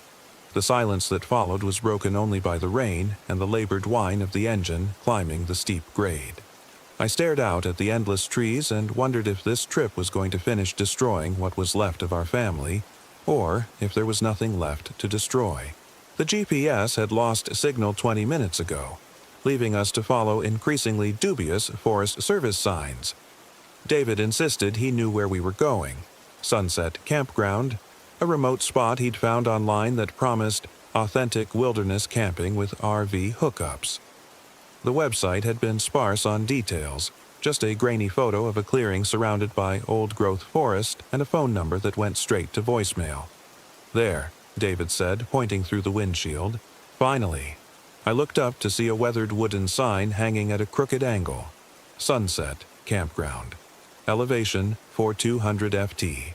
An arrow pointed left down what looked more like a logging road than a campground entrance. As we turned, the wheels crunched over broken glass and something that might have been pottery shards. I frowned. "David, are you sure this is—" "It'll be fine," he said, but his voice had lost some of its forced enthusiasm. The road wound deeper into the forest for another half-mile before opening into a circular clearing about the size of a football field. Ancient firs ringed the space like cathedral columns, their trunks easily 6 feet in diameter. In the center of the clearing sat a stone fire ring, but something was wrong with it. Instead of being round, it formed a perfect pentagon, And the stones weren't the usual river rocks you'd expect. They were carved granite blocks, each one inscribed with symbols I didn't recognize. "Weird fire pit," Emma said, finally looking up from her phone. She'd been trying to get signal for the past hour, holding her device up to windows like some kind of electronic divining rod. David parked the RV near the tree line and killed the engine. The sudden silence was oppressive. No birds, no insects, no wind through the branches. Just the tick of cooling metal and the faint patter of rain on the roof. "Where are the hookups?" I asked, looking around the empty clearing. There were no electrical pedestals, no water spigots, no dump station. This didn't look like an RV campground at all. "They must be around here somewhere," David said, but he was frowning too. He grabbed his jacket and headed for the door. "I'll take a look around." While David searched for the non-existent hookups, I helped the kids set up inside the RV. Emma claimed the dinette for homework she had no intention of doing, while Jake retreated to the back bedroom with his gaming laptop, hoping our inverter would hold out longer than our generator fuel. I was organizing the kitchen when I heard David calling my name from outside. His voice sounded strange, higher pitched than normal, with an edge of excitement that made my stomach twist. I stepped outside to find him standing near the tree line, about 50 yards from our campsite. He was staring at something just inside the forest. "Sarah, you need to see this," he called, beckoning me over. I pulled my rain jacket tighter and walked toward him, my boots squelching in the muddy ground. As I got closer, I could see what had caught his attention. A narrow path leading into the forest, marked on both sides by stakes driven into the ground. Each stake was topped with what looked like a bundle of sticks and dried grass, tied with leather cord. "Trail markers," David said, "but look at them closely." I stepped closer and immediately wished I hadn't. The bundles weren't just sticks and grass. Woven throughout were small bones. Bird bones, maybe, or rodent. And hanging from thin threads were what looked like teeth. Human teeth. "We should go," I said immediately. "This isn't a normal campground, David. Something's wrong here." But David was already walking down the path, his phone out, taking pictures. "This is incredible," he called back. "It's like some kind of Native American trail, or maybe modern art installation. Emma would love this for her anthropology project." "David, stop." I hurried after him, but he was already 20 feet down the path. The trees here were even larger, their canopy so thick that it was nearly dark despite being mid-afternoon. "We're leaving. Now." He turned back to me, and for a moment his face looked different. Younger, maybe, or more excited than I'd seen him in years. "Come on, Sarah. When's the last time we discovered something together? Really discovered something?" Before I could answer, we heard Emma screaming. We ran back toward the RV, David crashing through the underbrush beside the path while I stuck to the muddy trail. Emma was standing outside the RV door, pointing toward the forest on the opposite side of the clearing. "There's someone in the trees," she said, her voice shaking. "Just standing there, watching us." I followed her gaze but saw nothing except dark trunks and deeper shadows. "Where?" "Right there," she pointed again, more frantically. "By that big tree with the broken top. They're wearing something white like a dress or a robe." David squinted into the forest. "I don't see anything, honey." "They were there," Emma insisted. "A woman, I think. She was just staring, and she didn't move when I waved." Jake appeared in the RV doorway, his gaming headset around his neck. "What's all the shouting about?" "Nothing," David said quickly. "Emma thought she saw someone, but—" "I did see someone," Emma said, her voice rising. "Just because you can't see her doesn't mean she wasn't there." I looked back at the tree line, scanning the shadows between the massive trunks. The forest was still silent. No birds, no squirrels, no wind. It was like the whole place was holding its breath. "Maybe we should find another campground," I suggested. "Somewhere with actual amenities." David's expression hardened. "We're not leaving, Sarah. We just got here. We're going to have a nice family camping trip, damn it, even if it kills us." The words hung in the air like a curse. That first night, I barely slept. Every sound from outside the RV seemed amplified. The drip of rain from the trees, the creak of branches, what might have been footsteps circling our campsite. David snored beside me, oblivious while I lay awake listening to the forest breathe. Around 3 a.m., I heard singing. It was faint at first, barely audible over the rain, but as I strained to listen, it grew clearer. A woman's voice, high and sweet, singing something that sounded like a lullaby. But the words weren't in English. They flowed together in long, liquid syllables that seemed to bypass my ears and resonate directly in my bones. I sat up and peered through the small bedroom window. The fire ring in the center of the clearing was glowing. Not with flames, but with a soft, pulsing light that emanated from the stones themselves. And around it, barely visible in the darkness, figures moved in a slow circle. I counted at least a dozen of them, maybe more. They wore long robes or dresses that trailed on the ground, and they moved with perfect synchronization, their arms raised toward the sky. In the center of the ring, something dark writhed on the ground. My heart hammered against my ribs. This was impossible. We were alone out here. David had made sure of that, driving us to the most remote campground he could find. Where had these people come from? The singing grew louder, and I could see more details now. The figures were all women, their hair long and unbound, their faces turned upward toward the rain. They moved clockwise around the fire ring, and with each step, the light from the stones pulsed brighter. I reached over to shake David awake, but my hand froze halfway to his shoulder, because one of the figures had stopped singing and was looking directly at our RV. Even through the rain and darkness, I could see her face clearly. She was young, maybe Emma's age, with pale skin and dark eyes that seemed to reflect the light from the stones. She smiled at me. A wide, warm smile that should have been reassuring, but instead filled me with cold terror. Then she raised one hand and waved. I jerked back from the window so hard I nearly fell off the bed. When I looked again, the clearing was empty. The stones were dark. The only sound was rain on the roof. But on the glass, exactly where the girl had been looking, was a handprint. On the inside. I didn't tell David about the ritual. How could I? He was already so invested in this trip, so determined to fix our family with forced togetherness and wilderness therapy. And part of me wondered if I'd dreamed it. The handprint was gone by morning, and in daylight the stone fire ring looked ordinary.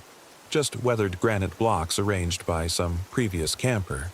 Emma was still convinced she'd seen someone in the trees the day before, but after David made coffee and Jake found a decent walking trail behind our campsite, the mood lifted slightly. We spent the morning exploring, David pointing out different tree species and rock formations while the kids trudged behind us with the resigned expressions of prisoners on a work detail. The trail was well maintained but unmarked, winding deeper into the forest along what might have been an old creek bed. The trees here were enormous, some of the biggest I'd ever seen, and draped with moss that hung like funeral shrouds. Everything smelled of rain and decay and something else, something sweeter that reminded me unpleasantly of overripe fruit. We'd been hiking for maybe an hour when Jake stopped abruptly. "Do you guys hear that?" he asked. We all listened. At first, I heard nothing except our own breathing and the drip of water from the canopy. Then, very faintly, came the sound of voices. Not words exactly, but a rhythmic chanting that seemed to drift through the trees from somewhere ahead.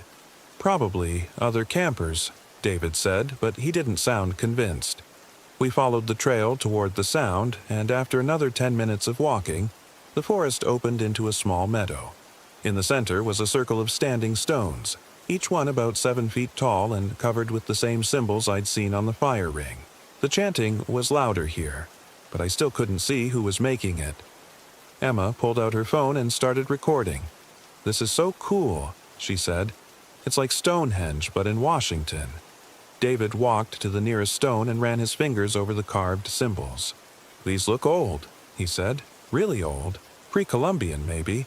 Or someone's art project," I said, fighting the urge to grab my family and run back to the RV. "We should go. This feels like private property." But even as I said it, I knew it wasn't true. This place felt ancient, untouched, sacred, and we were intruding. Jake had wandered to the far side of the circle where the forest was particularly thick. "Hey," he called, "there's another trail over here. Looks like it goes up toward the ridge." No more trails, I said firmly. We've seen enough. David, however, was already walking toward Jake. Just a quick look, he said. We're here, we might as well explore. I watched my husband and son disappear into the tree line, and for a moment the chanting stopped completely. The silence was so sudden and absolute that my ears rang. Emma looked up from her phone, frowning. Where did they go? She asked. I looked toward where they'd entered the forest, but the trail Jake had found was gone. There was nothing but a solid wall of ferns and fallen logs. David, I called. Jake. No answer. Emma and I spent the next 20 minutes calling their names and searching the perimeter of the meadow, but it was like they'd vanished into thin air. The trail they'd taken simply didn't exist anymore. This is impossible, Emma said, her voice tight with panic. I watched them walk right there. Right there, Mom. I pulled out my own phone, hoping to call for help, but there was no signal. Not even one bar. The screen showed only no service, and a battery that was mysteriously draining faster than it should. We need to go back to the RV, I said. Maybe they're already there. But they weren't. The clearing was empty except for our Winnebago, which looked suddenly small and vulnerable against the wall of trees. I tried the CB radio, hoping to reach a ranger station, but got only static. Emma paced back and forth in front of the RV, her anxiety infectious. Where are they, Mom? They wouldn't just leave us. I didn't have an answer. David could be thoughtless, but he wasn't cruel. He would never abandon us in the middle of nowhere, especially not Emma. And Jake, for all his teenage attitude, was responsible. They had to be somewhere nearby. As afternoon faded to evening, my worry curdled into fear. We'd searched every trail we could find, called their names until we were hoarse, and even driven the RV slowly around the Forest Service roads looking for any sign of them. Nothing. Maybe we should try to drive out, Emma suggested as we sat in the RV's dining area, picking at sandwiches neither of us wanted. Find a ranger station or somewhere with phone service. I'd been thinking the same thing, but when I'd tried to start the engine an hour earlier, it had turned over sluggishly before dying completely. The battery gauge showed full charge and all the connections looked tight, but the RV wouldn't start. I think we're stuck here tonight, I admitted, but they'll be back. They have to be. Emma nodded, but I could see the fear in her eyes. The same fear that was eating at my stomach like acid. We locked all the doors and windows, something we'd never done while camping before. As darkness fell, I made a fire in the strange pentagonal ring, more for the light than the warmth. The flames cast dancing shadows across the clearing, and I found myself jumping at every movement in my peripheral vision. Emma dozed fitfully on the couch, her phone clutched in her hand like a talisman. I sat by the window, watching the tree line and listening for any sound that might be David and Jake returning. Instead, I heard the singing again. This time, I was ready for it. I grabbed a flashlight and opened the RV door, stepping into the cold night air. The singing was coming from the forest. The same liquid syllables I'd heard the night before, but louder now, more urgent. "Hello," I called into the darkness. "David, Jake." The singing stopped. In the sudden silence, I heard footsteps, slow, deliberate, coming from the direction of the trail we'd taken to the stone circle. I pointed my flashlight toward the sound and saw a figure emerge from the tree line. It was Jake. Relief flooded through me so intensely I nearly collapsed. "Jake!" I called, running toward him. "Thank God! Where's your father? Where have you been?" But as I got closer, something made me slow down. Jake was walking strangely. Too straight, too measured, like he was concentrating on each step. His clothes were soaked and muddy, but his face was perfectly clean. And he was smiling. Jake never smiled. "Hi, Mom," he said when I reached him. His voice sounded right, but something in his expression was off. "Sorry we're late. Where's Dad? Is he okay?" "He's coming," Jake said, still smiling that wrong smile. "He wanted me to tell you not to worry." I studied my son's face in the flashlight beam. His eyes were too bright, and he wasn't blinking enough. "Jake, what happened? Where have you been all day?" "We found something," he said. "Something incredible. Dad wants to show you." Before I could ask what he meant, Emma appeared at the RV door. "Mom, is that Jake?" "Yeah, honey," I called back, but I didn't take my eyes off my son. "He's okay." Emma ran over to us but stopped short when she saw Jake's expression. "You look weird," she said bluntly. Jake's smile widened. "Do I? Where's Dad?" Emma asked. "He's waiting for us," Jake said. "At the circle. He sent me to get you." "The stone circle?" I asked. "Why is he still there?" "He found them," Jake said. "The people who live here. They've been waiting for us." A chill ran down my spine that had nothing to do with the October air. "Waiting for us?" Jake nodded enthusiastically. "They knew we were coming. They prepared everything. Dad says we need to join them before midnight or we'll miss our chance." "Our chance for what?" Emma asked. Jake's smile faltered for just a moment, and in that brief lapse I saw something else in his eyes. Fear, pain, and underneath it all, a desperate plea for help. Then the smile snapped back into place like a mask. "To belong," he said. "To really belong somewhere." I grabbed Emma's hand. "We're going back in the RV, now," but Jake stepped between us and the door. "You can't leave," he said, and his voice had changed. Still Jake's voice, but layered with something else, something older and infinitely patient. "The circle isn't complete without you." Emma tried to push past him, but Jake caught her wrist. His grip was too strong, his fingers too cold. "Let go of me," she said, trying to pull away. "Jake, you're hurting her," I said. He looked down at his sister's wrist as if he'd forgotten he was holding it. When he let go, I could see red marks where his fingers had been. Finger-shaped bruises that were already darkening. "Sorry," he said. But he didn't sound sorry. He sounded hungry. I backed toward the RV, pulling Emma with me. "Something's wrong with him," I whispered. Emma nodded, her eyes wide. "That's not Jake," she whispered back. "That's not my brother." The thing wearing Jake's face heard us. Its smile grew impossibly wide, stretching the skin at the corners of its mouth until I was sure it would tear. "Of course I'm Jake," it said. "Who else would I be?" We ran. I shoved Emma into the RV and slammed the door behind us, throwing the deadbolt in the security chain. Through the window, I could see Jake, or what had been Jake, standing in the same spot, still smiling. He didn't move to follow us, didn't try the door. He just stood there, watching. "What's wrong with him?" Emma sobbed. "Mom, what's wrong with my brother?" I didn't have an answer. I tried the engine again, turning the key over and over, but got nothing but clicks from the starter. The battery gauge now showed empty, though it had been full an hour ago. "The radio," I said. "Maybe the CB." But when I tried it, all I got was static. No, not static, something else. Voices, very faint, speaking in the same liquid language I'd heard in the singing. And underneath it, barely audible, David's voice saying my name over and over. "Sarah, Sarah, Sarah." I turned off the radio with shaking hands. Outside, Jake hadn't moved. He stood in the exact same position, rain running down his face, still smiling. His eyes reflected our interior lights like an animal's. "We need to hide," I told Emma. "Turn off all the lights." We plunged the RV into darkness and crouched below the window line. Through a gap in the curtains, I could see Jake's silhouette against the gray night sky. He stood there for another hour before finally walking back into the forest, moving with that same measured, too careful gait. Emma fell asleep around dawn, exhausted by fear and adrenaline.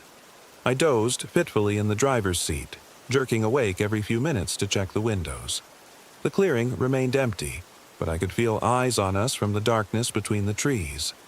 When full daylight came, I forced myself to think clearly. David and Jake had been missing for almost 24 hours. Whatever had come back wearing Jake's face, it wasn't my son. Which meant my husband and real son were still out there somewhere, possibly hurt, possibly worse.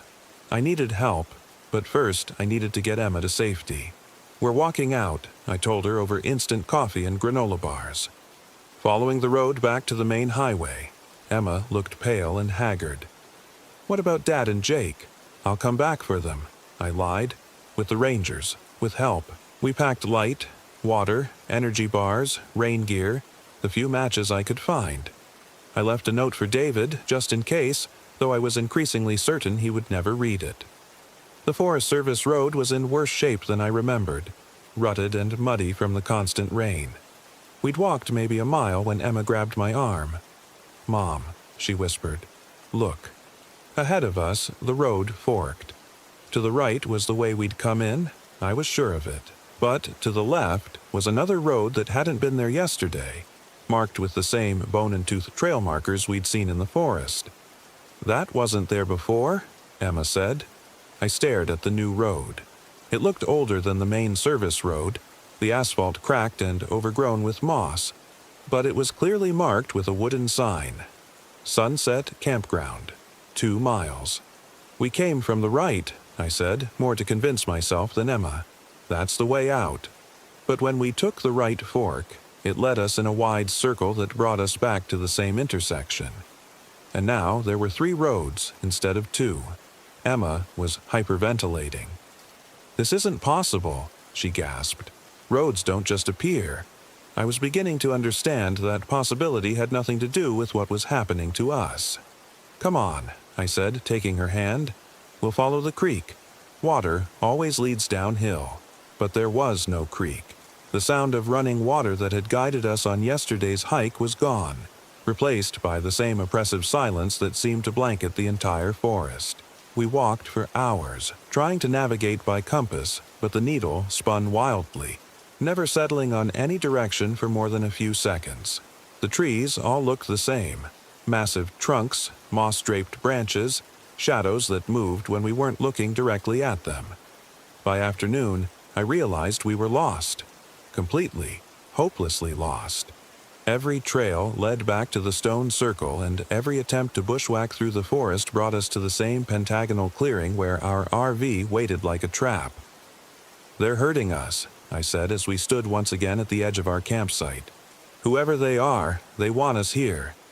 Emma was crying now, exhausted and terrified. "I want to go home," she sobbed.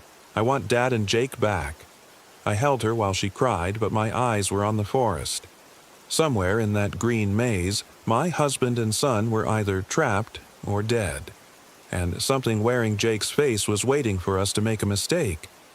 As the second night fell, I barricaded us inside the RV. I pushed the dinette table against the door and hung blankets over all the windows. Emma sat on the couch with a knife from the kitchen, while I clutched a heavy flashlight like a club. Around midnight, Jake came back. "Mom," his voice called from outside. "Emma, I found Dad. He's hurt, but he's okay. You need to come help me carry him." Emma started to get up, but I grabbed her arm. "That's not your brother," I whispered.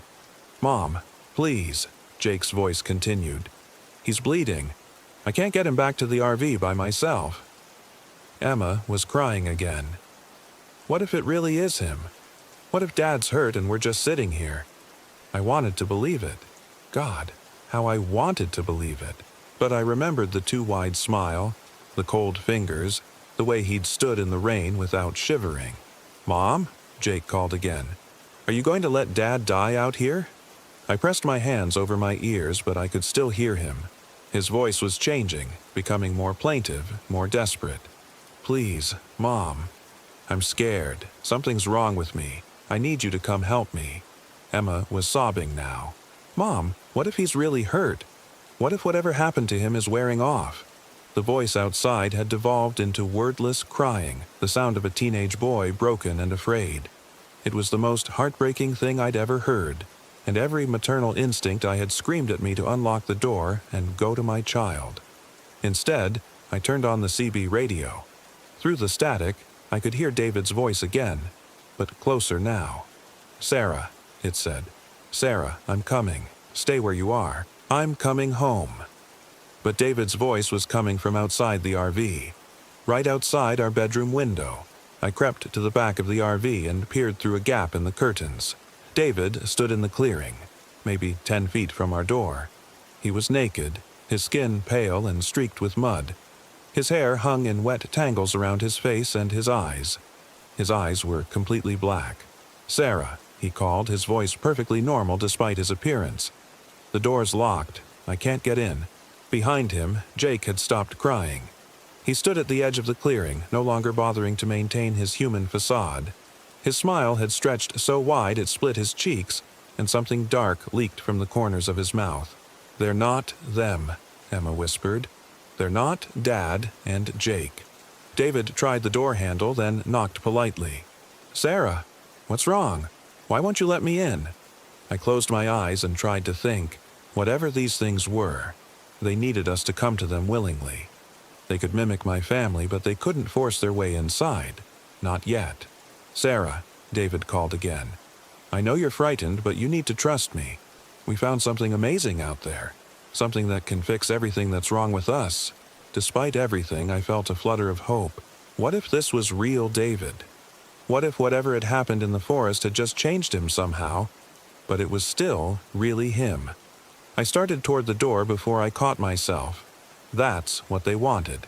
Doubt, hope, the desperate desire to believe that everything could still be okay.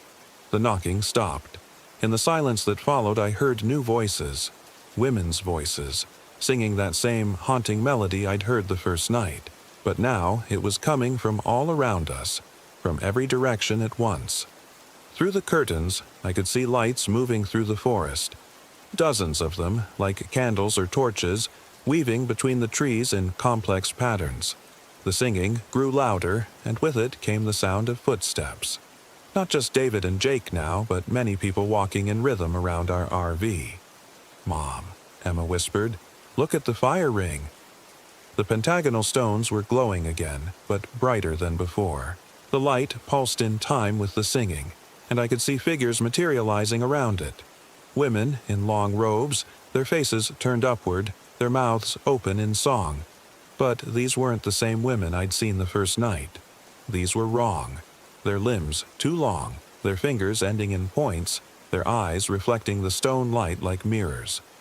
They moved around the fire ring in perfect synchronization, but their feet didn't touch the ground. "We need to run," I said. "Now." But when I tried the door, it wouldn't open. The deadbolt turned freely. The security chain slid aside, but the door itself was stuck fast. I threw my weight against it, but it was like pushing against a wall. The windows wouldn't open either. Even the roof vents were sealed shut. We were trapped. The singing reached a crescendo, and the light from the stones became blinding. I could hear David outside, still calling my name, but his voice was layered now with harmonics that human vocal cords couldn't produce. Emma was hyperventilating again. "I can't breathe," she gasped. "Mom, I can't breathe." The air inside the RV was getting thick, like soup. Each breath was a struggle, and I could taste something metallic on my tongue. The walls seemed to be pressing inward, the ceiling lowering with each pulse of light from outside. Through the curtains, I could see the ritual reaching its climax. The robed figures had multiplied until there were dozens of them, all circling the fire ring in perfect unison. In the center of the ring, something was taking shape. A dark mass that writhed and twisted like smoke made solid. And standing at the edge of the clearing, David and Jake watched with their black eyes and impossible smiles. Emma collapsed onto the floor, her lips turning blue. The air was so thick now I could barely move. My vision was starting to gray at the edges, and I realized we were suffocating. Whatever was happening outside was using up all the oxygen, leaving us to die like bugs in a jar. I had one last idea. Desperate, and probably suicidal, but better than dying, trapped like animals. I grabbed the fire extinguisher from under the kitchen sink and smashed out the front window. Cold air rushed in, along with the smell of smoke and something else. Something rotten and sweet that made my stomach lurch. The singing faltered for a moment, and I could hear angry voices in that unknown language. "Come on," I gasped, hauling Emma to her feet. "We're going out the window." Emma was barely conscious, but I managed to push her through the broken window and into the clearing. I followed, cutting my hands on the glass, not caring about the pain. The ritual was collapsing around us. The robed figures were screaming now instead of singing, their voices like breaking glass. The dark thing in the center of the fire ring was writhing more violently, and I could see it had faces. Dozens of human faces pressed against its surface like people drowning in black water. David and Jake ran toward us, their movements inhuman and predatory. But they were too late. I grabbed Emma and bolted for the forest, crashing through the underbrush like a wounded animal. Behind us, the screaming reached a pitch that made my ears bleed. The forest lit up like a strobe light, and I could hear trees falling with thunderous crashes. Whatever we'd interrupted, it was angry. We ran blindly through the darkness, branches tearing at our clothes and faces. Emma was stronger now, fueled by terror and adrenaline. We stumbled over logs, slipped in muddy creek beds, and pushed through walls of ferns that left us soaked and scratched. After what felt like hours, we emerged onto a paved road, an actual highway, with yellow lines and reflective markers. In the distance, I could see the glow of electric lights. We walked toward the lights, supporting each other, not daring to look back. A trucker picked us up just after dawn, a kind man who asked no questions about our torn clothes and wild eyes. He drove us to the nearest town, where I called the police. The search and rescue team found our RV 3 days later, but it was empty. The clearing where we'd camped was scorched black, the ancient trees reduced to charcoal husks. The stone fire ring was gone, just a crater in the earth filled with ash and what the investigators described as unidentifiable organic material. They never found David or Jake. The official report classified them as missing persons, presumed dead due to exposure. But I knew better. I knew they were still out there, somewhere in that forest, waiting for the next family to stumble into the wrong campground. Emma and I moved to Portland after the funerals. We don't talk about what happened, but sometimes I catch her staring at nothing, her eyes wide and frightened. She's started college now, studying anthropology, but she won't go camping, won't even walk in the woods behind our apartment. I don't blame her. Sometimes, late at night, I think I can hear them singing. That same haunting melody that pulled us deeper and deeper into something we were never meant to survive. And sometimes, when I'm driving alone and pass a Forest Service road, I see figures in my rearview mirror. They're always smiling. Last month, Emma showed me something she'd found while researching local folklore for a class project. A newspaper article from 1987 about a family of 4 who disappeared while camping in Gifford Pinchot Forest. The Hendersons, Mark, Linda, and their 2 teenage daughters. 3 days after they were reported missing, Linda Henderson walked out of the forest alone. She told authorities that her family had been taken by the Gathering Circle, and that she'd only escaped by interrupting their ritual. The police found their campsite burned to ash, just like ours. Linda Henderson spent the rest of her life in and out of psychiatric facilities. She died last year, but according to the article, she never stopped insisting that her family was still alive in the forest, waiting for the circle to be completed, waiting for the right people to find the right campground on the right night. People like us. I think about Linda Henderson a lot these days. I think about whether she really escaped, or whether something wearing her face walked out of those woods and lived among us for 35 years. I think about the handprint I found on the inside of our window that first night, and how it perfectly matched Emma's hand.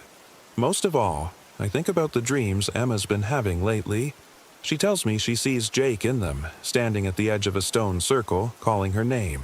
She says he looks exactly the same as the day we lost him, except for his smile and his eyes.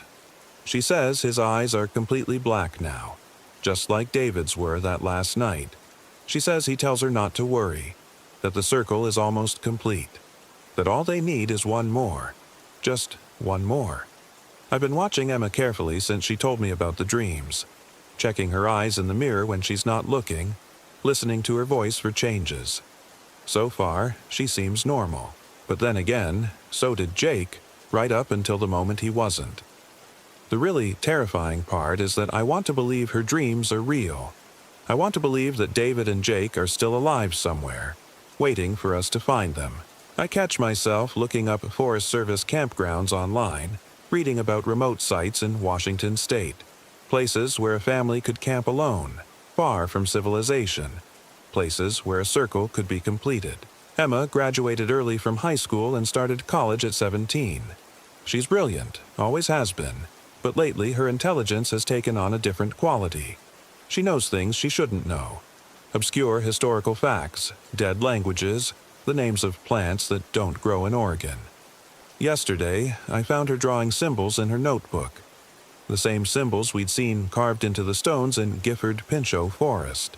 When I asked her about them, she looked up at me with eyes that were just a shade darker than they'd been the day before, and smiled.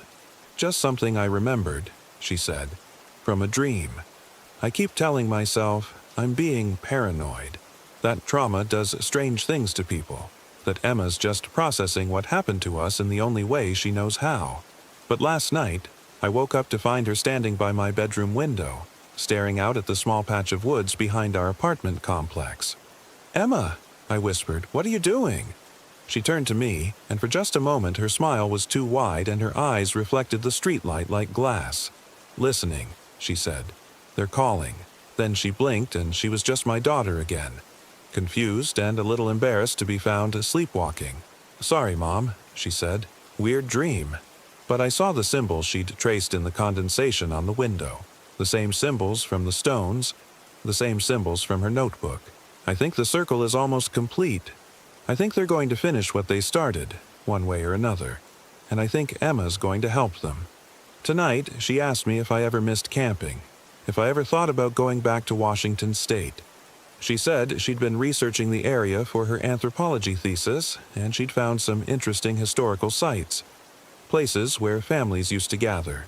Places where circles were drawn in stone. She showed me her research. Maps and photos and legends dating back centuries. Stories of a gathering that happens every autumn, when the veil between worlds grows thin. A ritual that requires specific participants, bloodlines that can open the way for something ancient and hungry. "We're part of it now," she explained, her voice patient and gentle. "Whether we want to be or not, the circle has to be completed." As she spoke, I noticed her teeth looked different. Sharper. "What happens if the circle isn't completed?" I asked. Emma smiled, and this time there was no mistaking it for my daughter's expression. "Then they come here instead," she said. "All of them. And they won't need a ritual to take what they want. I'm writing this now while Emma sleeps, though I'm not sure she's really sleeping anymore. I can hear her whispering to herself in that liquid language, and sometimes she laughs in a voice that isn't quite her own. I have a choice to make. I can keep running, keep hiding, keep pretending that what happened in Gifford Pinchot Forest was just trauma and hallucination. I can watch my remaining daughter slowly transform into something else while telling myself it's all in my head, or I can accept that some invitations can't be refused. Emma left a map on the kitchen table today, hand-drawn, detailed, showing every back road and Forest Service trail between here and a small clearing in the Cascade Mountains. At the center of the clearing, she'd drawn a pentagon with symbols around the border. Under the map was a note in her handwriting. October 31st, midnight. The circle will be complete. Halloween. Of course, I could burn the map. I could take Emma to a hospital, tell them she's having a breakdown. I could run as far and as fast as I can and hope that distance means safety. But I've seen what they can do. I've seen how they bend reality to their will, how they make roads appear and compasses lie, how they take the people you love and send back perfect copies that hunger for your soul. There's nowhere to run that they can't follow. Emma's stirring now. In a few minutes, she'll wake up and ask me if I've made my decision. She'll smile with teeth that are getting sharper by the day, and she'll explain again why fighting them is pointless. She'll remind me that David and Jake are waiting for us in the circle, and that they're probably suffering while they wait. She'll tell me that belonging is better than being lost. And maybe she's right. Maybe becoming part of something larger than yourself is better than fighting alone against the dark. Maybe the peace I've seen in her eyes lately is real, even if it comes with a terrible price. The clock on the RV's dashboard shows 11:30 p.m. In 30 minutes, it will be Halloween. In 30 minutes, one way or another, the circle will be complete. Emma's eyes are open now, reflecting the dim light from my laptop screen. She's smiling that not quite right smile, and her teeth catch the light like knives. "Ready, Mom?" she asks. I close my laptop and stand up. Outside, I can hear the singing starting again. That beautiful, terrible melody that's been haunting my dreams for 3 weeks. The melody that sounds like home. Yes, I hear myself say. I'm ready. And as we walk out into the October night, toward the Forest Service road that will take us back to the clearing where it all began, I realize that I am ready. Ready to see David and Jake again, even if they're not quite themselves anymore. Ready to stop running from something that was always going to catch us eventually. Ready to complete the circle. The trees are closer than they were before, pressing in against the sides of the road like eager spectators. Their branches form an archway overhead, blocking out the stars, and ahead of us, barely visible through the rain, lights dance between the trunks. Candle lights, torch lights, the lights of the gathering. Emma takes my hand as we walk, her fingers cold but strong. She's humming along with the singing now, and I find myself joining in without knowing the words.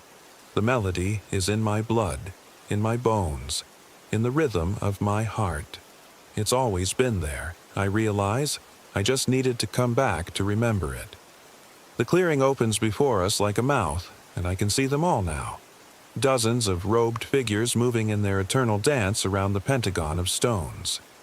In the center, David and Jake wait for us, their arms outstretched, their faces bright with joy. They look exactly as they did in life, except for their eyes. Except for their beautiful, terrible black eyes. "Welcome home," Emma says, and her voice is layers deep now, echoing with the voices of all the others who came before us. All the families who found their way to this place and discovered what they'd really been searching for. I step into the circle, and the stones pulse with light that feels like recognition, like coming home after a long, exhausting journey. The last thing I remember as myself is the feeling of belonging. Real belonging. Deeper than marriage or family or any human connection I'd ever known. The feeling of being part of something vast and ancient and eternally hungry. The feeling of being complete. But sometimes, when the circle dims and the ritual pauses between songs, I remember enough to warn others. Sometimes I can push through the beautiful piece long enough to remember what I lost. What we all lost. If you find this story, if you read these words, please listen to what I'm trying to tell you. Don't go to Gifford Pinchot Forest. Don't follow the unmarked roads or the bone trail markers.